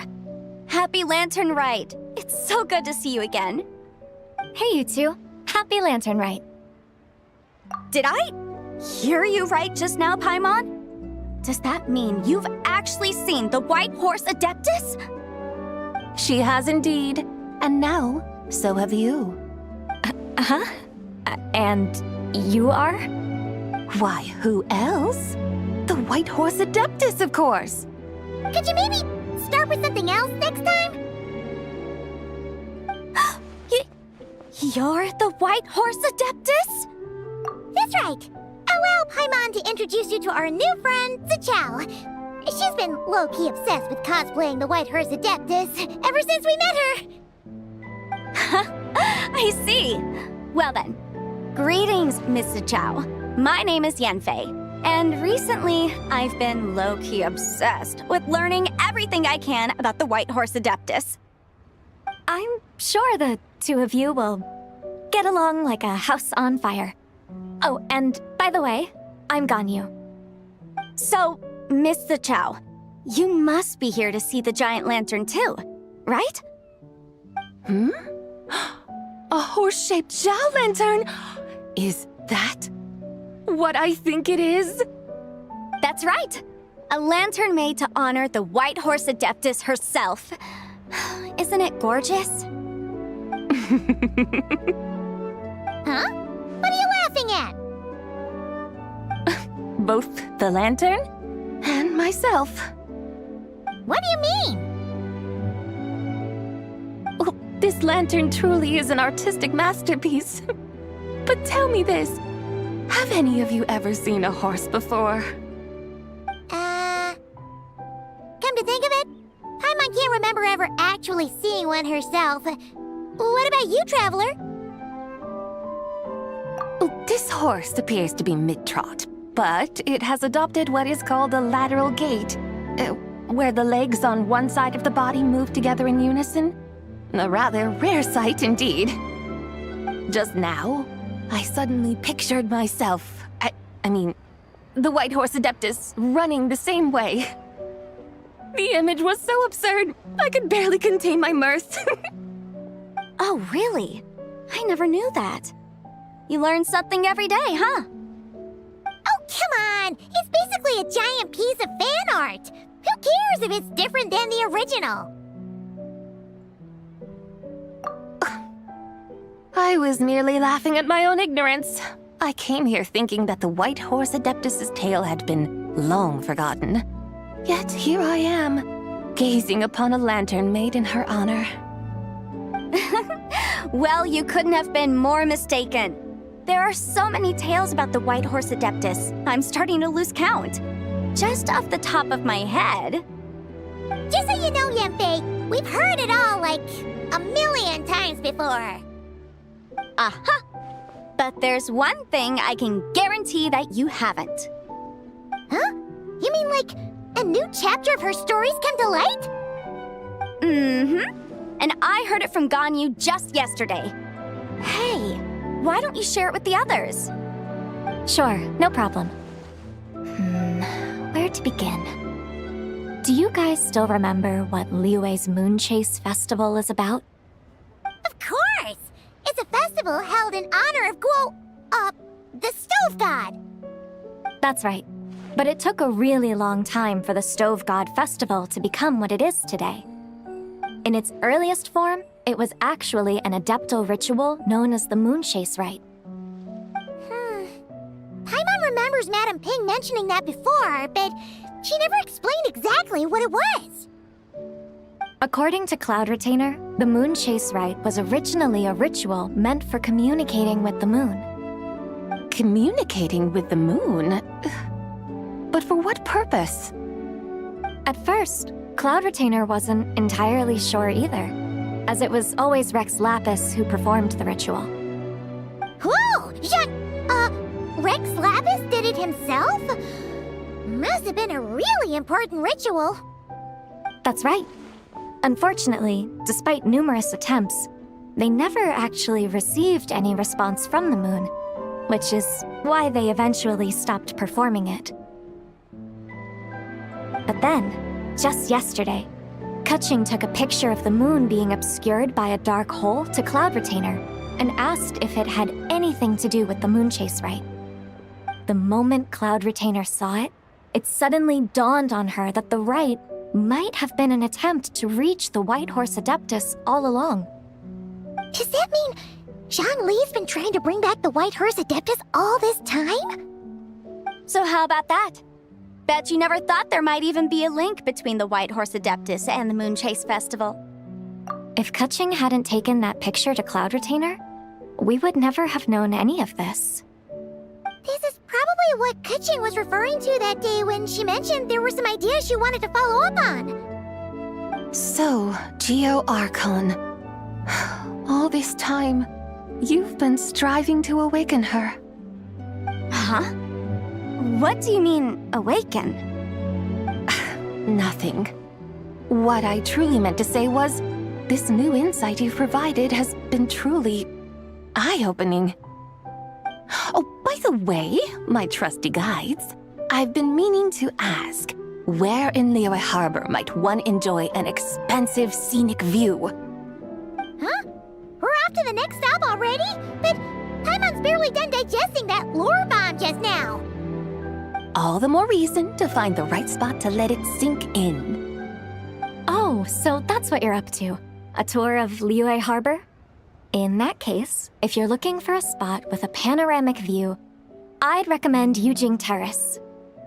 That's a great idea. Since the terrace is on higher ground, the sea view from up there's so much better. Great! Well, the lantern ride's about to start, so we should get back to Granny's now. Hope to see you all at the festival tonight. Oh, you're off too? All right then. See you both soon! See you soon!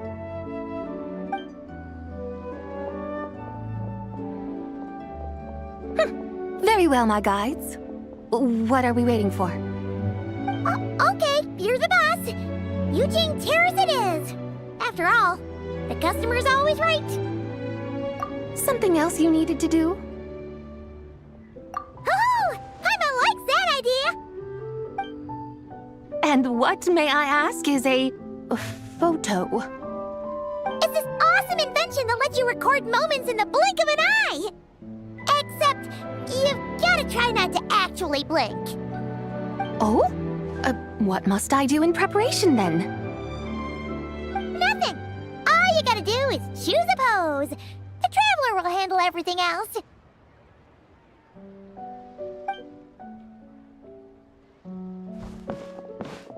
Come on, let's give it a try. Look, we got a great picture. Paimon's gonna call it The White Horse Adeptus Meets the White Horse Adeptus in Liyue Harbor. Huh. They've even discovered a way to preserve moments in time. Now I truly am curious to witness what else these mortals might accomplish. Very well, let us proceed. Eugene Terrace lies in that direction, does it not? Hey, wait for us!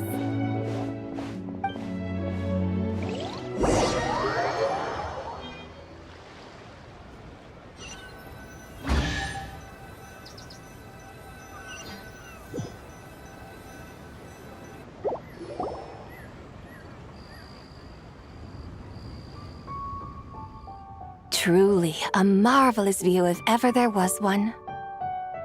It seems the charm of this Liyue Harbor is only heightened by the sun's dying light. And soon, people will start releasing their Xiao lanterns to mark the most important day of the year. Practically everyone will be with their friends and family, eating a big meal, chatting, and even setting off fireworks. Trust Paimon, it'll look even more amazing then. What do you say? Want to stay to see that? No need. Let us bring this weary day to a close. Weary day? You mean, you didn't enjoy your tour? I had imagined you would arrange for me to witness some grand spectacle. Perhaps the descent of divine beings, the manifestation of the sacred before mortal eyes, or the appearance of a selfless hero come to aid the helpless and downtrodden. Or, should that not come to pass, then at the very least spend a little more coin. For that, it seems, is how one finds true enjoyment. Alas, but there was none of these. Instead, we merely filled our bellies, listened to tales, and gazed upon a crude imitation of my likeness. And now the sun begins its descent. What a day of quiet tedium. Well, we're so sorry. If we'd known that was what you wanted, we'd have done it all differently. It's all that Jiang Li's fault for not making the customer's requirements clear. Well, it's too late now. Do you still believe I would part with that soul fragment, now so intertwined with my very being? But...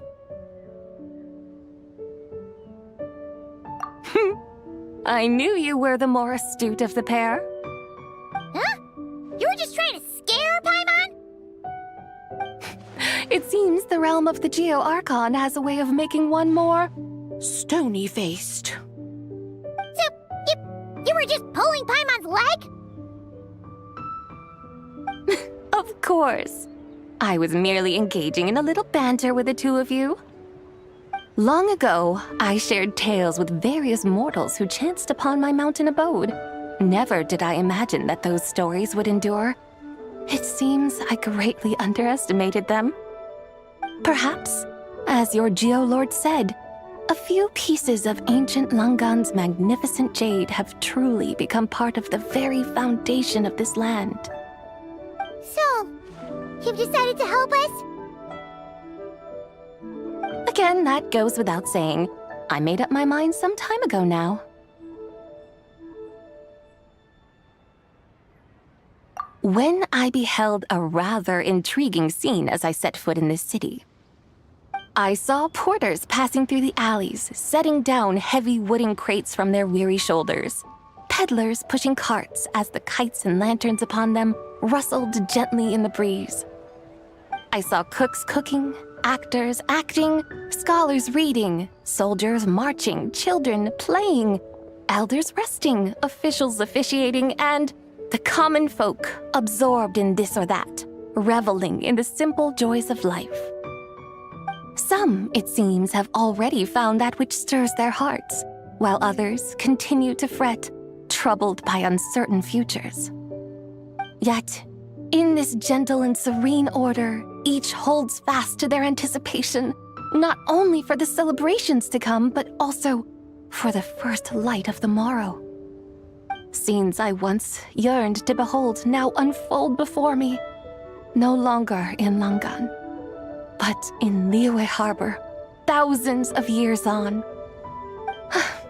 How wondrous is this mortal realm! Thank you, White Horse Adeptus! Thank you so much! Adeptus, Adepti, perhaps the singular art in which we are truly proficient is that of sequestering ourselves within the high mountains. But once we leave our mountain refuge, we find ourselves drawn back to mortal ways all the same. So, it is I who should offer my thanks to the two of you. Traveler, Paimon, you have made this day more delightful than any I've known in a long, long time. Come now, and take what it is you need. You mean, like, right now? But don't you think we should wait for Zhangli? That won't be necessary. All things shall meet again in their time, for the waters know no rest, and the flowers their appointed season. One need not fear that life is but a journey of goodbyes.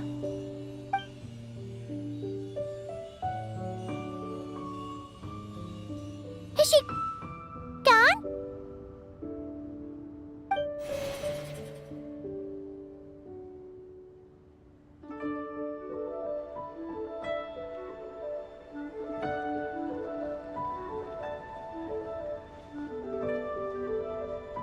Yes, she's gone.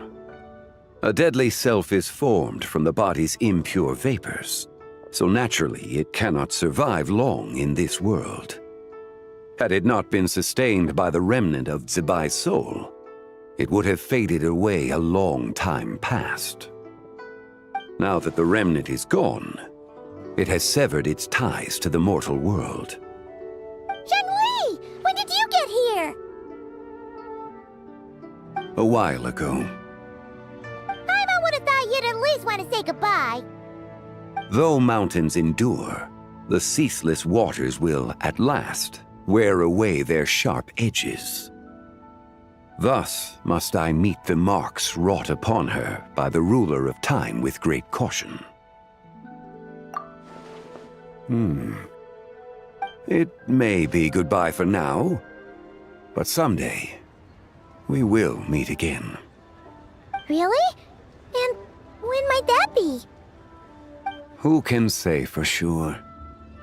Years and years from now, perhaps. Or maybe tonight, at the Lantern Rite. Are you saying that if the White Horse Adeptus were to be resurrected, she'd still have the memories of the three deadly selves? That she'd still remember us? We will find out soon enough.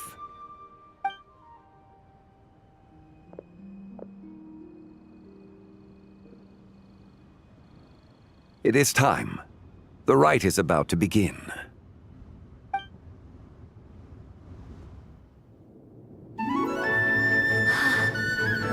The rite is about to begin. Is the moon really gonna disappear? Got your lanterns ready, everyone? All set. Might be about time to put eyes to the sky. Wouldn't you say, Tianquan? Look!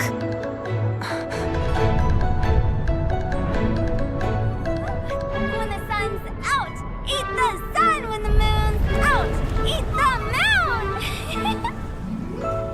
Whoa, is this the lunar eclipse? Under moon eternal, in radiant night, a maiden grants silk, soft and light. Under moon iridescent, in night divine, a maiden grants fiber for cloth For so you. fine. Under moon of frost, in night so great, a maiden grants tools to divine our fate.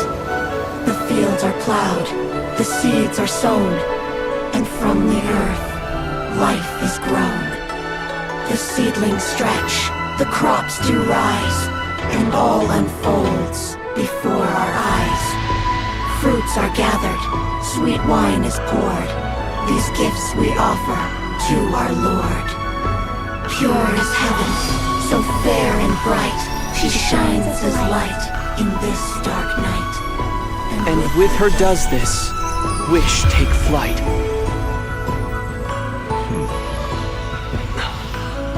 Devoted soul, scattered and unbound, let this lantern guide you home by its light be found.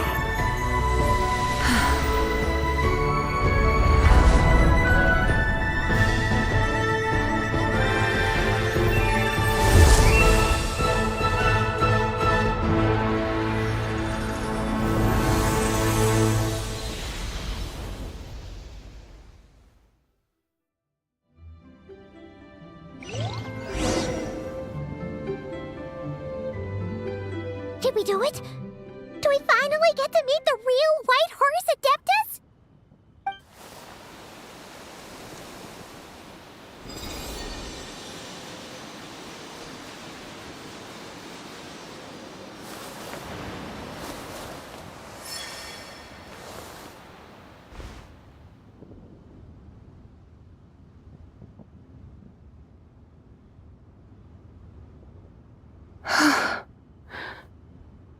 This place. Where am I? A familiar land, now known by the name of Liyue. Liyue? The peaks adorn the clouded moon. Then, who might you be? Oh no! She seems to have lost all her memories after all. And those countless lights in the sky, what are they? These lights, each like a dwelling in glad accord, usher in this day of joyous rebirth. And whose rebirth might that be? That of my old friend, Zibai. Zibai? Yeah, that's you! Don't you remember anything at all?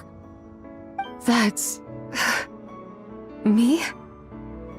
Oh, yes.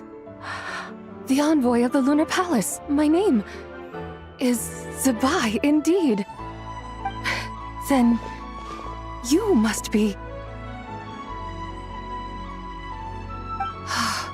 the Lord of Geo, Heaven's Star.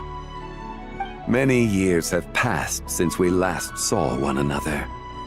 Zibai, my friend, welcome home. Home? But why does this place, this Liyue, feel at once so strange and yet so familiar? Who you are? Who are you? Ah, yes, I remember now. You are that young wushu dancer, the one who seeks disciples. How fares your quest for disciples? It must have yielded a truly prolific body of students by now, I trust. Hey, you've got it all wrong! You're talking about gaming! But I could have sworn... Oh, that's right. You're that impudent blonde youngster who kept meddling in my affairs.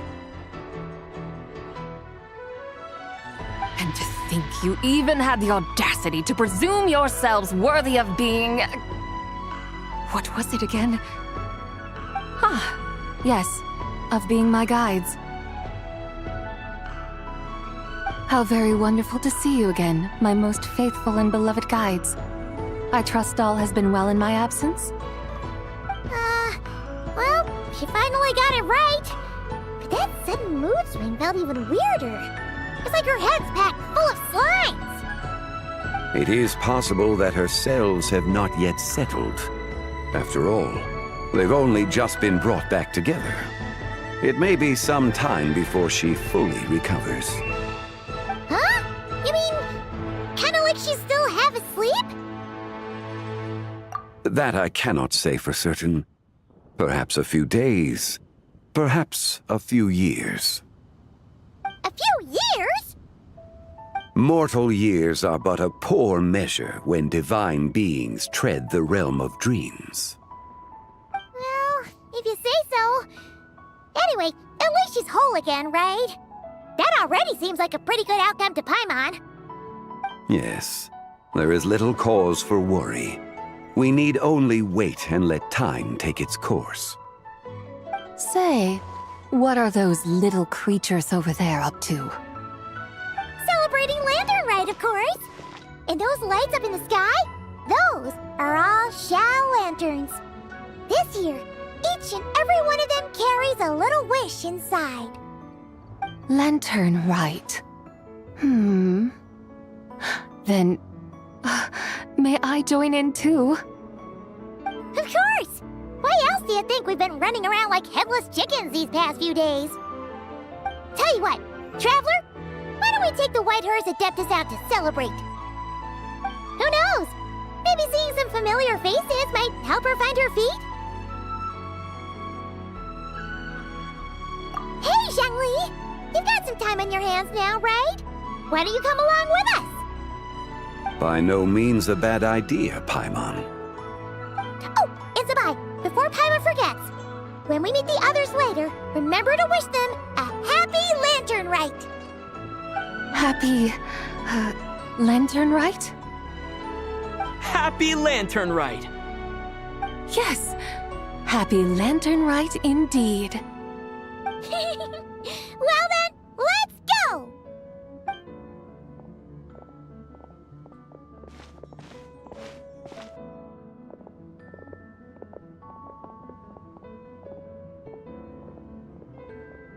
Lantern Rite.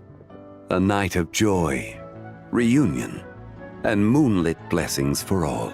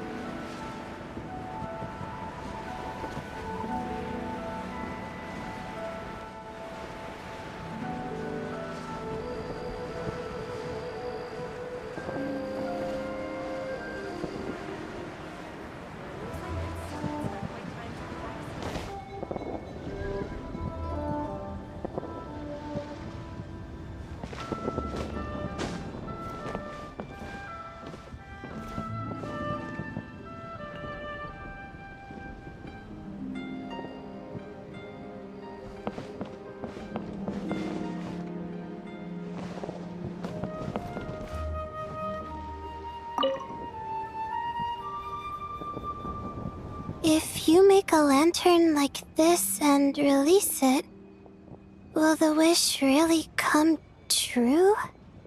Oh, you're in Liyue too? Happy Lantern, right? Yeah, my advisor sent me. She said participating in folk festivals might help spark some inspiration for my research. But I work on star charts. I'm still not sure what that has to do with holidays like this. But she had already bought me a ticket and escorted me onto the boat before I even had a chance to ask. As soon as I got off the boat, a lady stopped and offered me a free shadow lantern frame. She said releasing one would bring good luck for the entire year. I'm not sure I need a whole year of luck, but a little bit when it's time to submit my thesis wouldn't hurt. So I followed her instructions and made one. Thanks. I should release the lantern now, right? Oh, I need to write my wish on it first.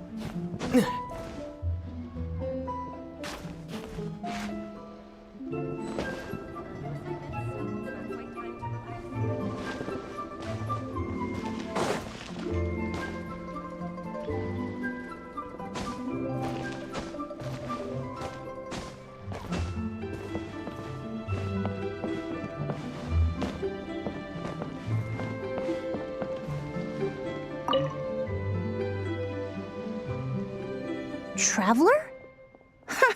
Happy holidays! It's been some time since we last spoke. Huh, you could say that. I had already planned to come to Liyue to research floral essences, so when I heard there was a merchant ship heading here, I decided to join them. I had no idea I'd arrive just in time for Lantern Rite. In deference to the season, I've decided to put all work aside and simply enjoy myself. I even asked a young lady to teach me to craft Zhao lanterns. In fact, I was just about to release it. Thank you. She told me it's tradition to write down a wish before releasing it. Still, I'm not quite sure what to write.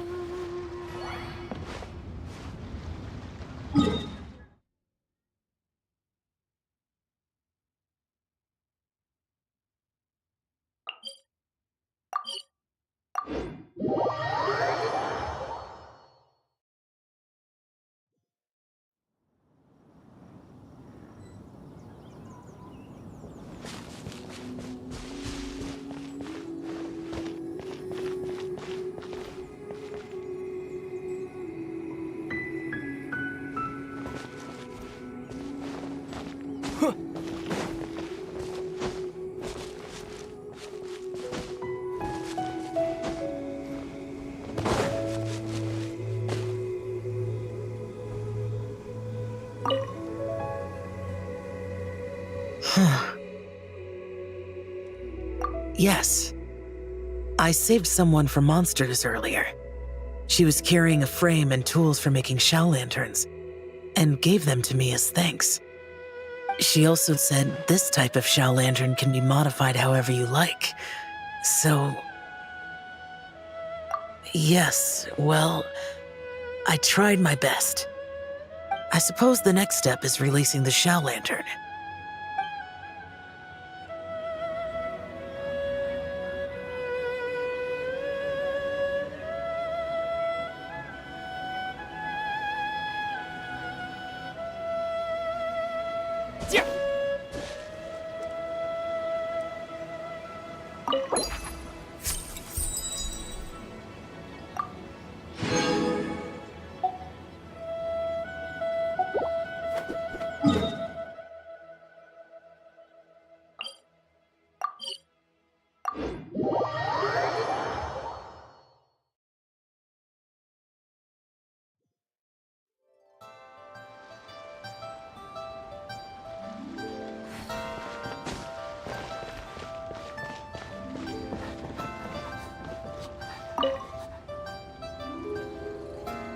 Oh, this is what I get for being impulsive.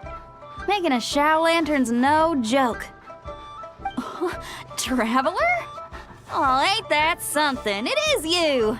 Happy Lantern Right.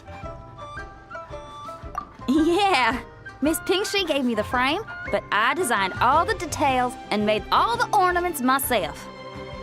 Pretty rad, huh? I even gave Hu Tao a few. Oh, shoot.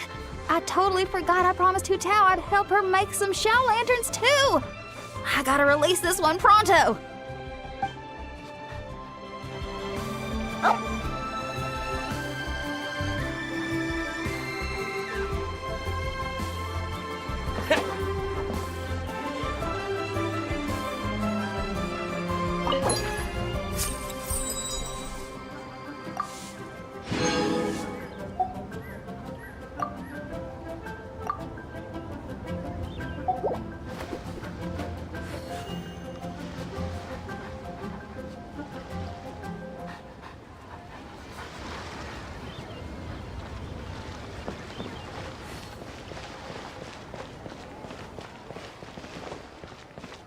Tigerfish. Hit it while it's hot. Try something new. One mean red people must have iron stomachs.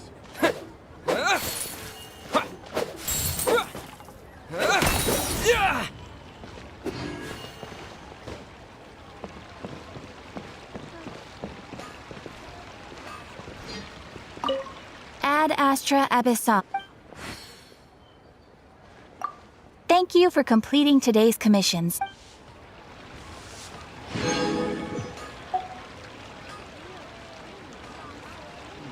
Should I save this money or invest it?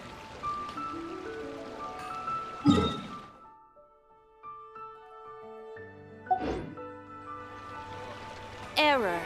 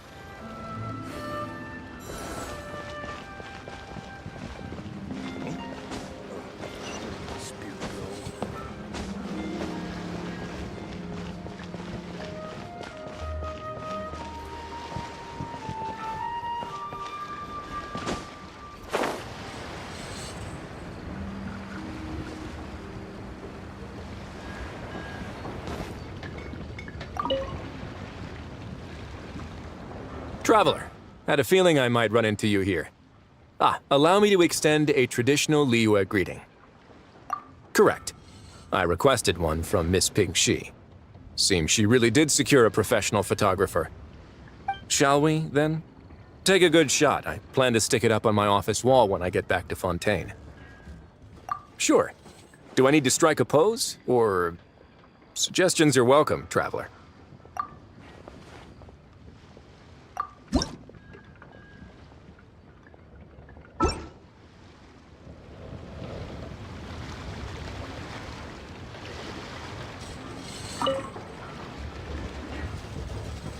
Oh, quick work. Shall we, then? Sure. Do I need to strike a pose, or...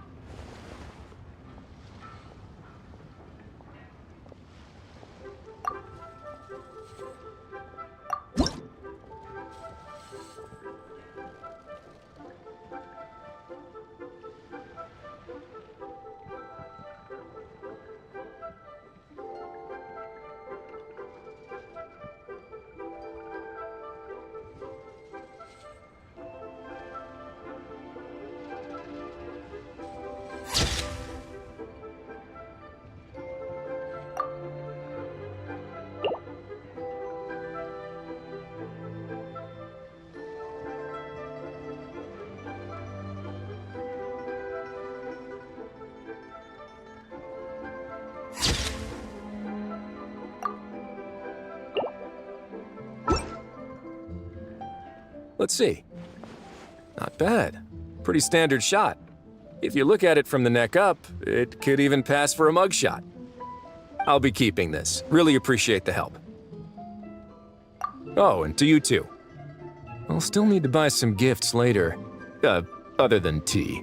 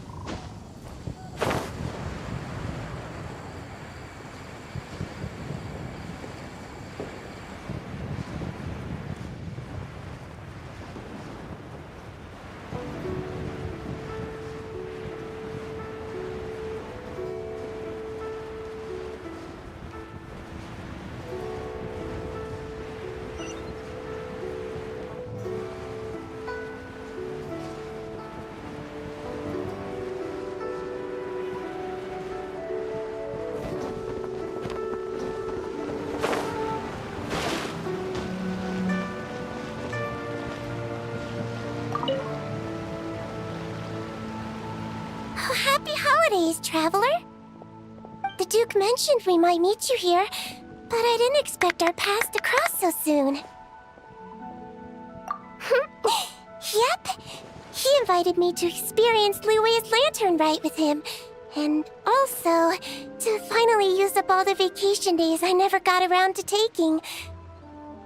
We met a very kind lady at the harbor who said that if we'd like, she could arrange for a professional photographer to take our picture as a keepsake. Oh, that's perfect! Oh, I'm sure you'll take a really good photo, and then I'll be able to show it to Monsieur Nervillette later. Sure. Well then, as the professional photographer, what pose would you recommend?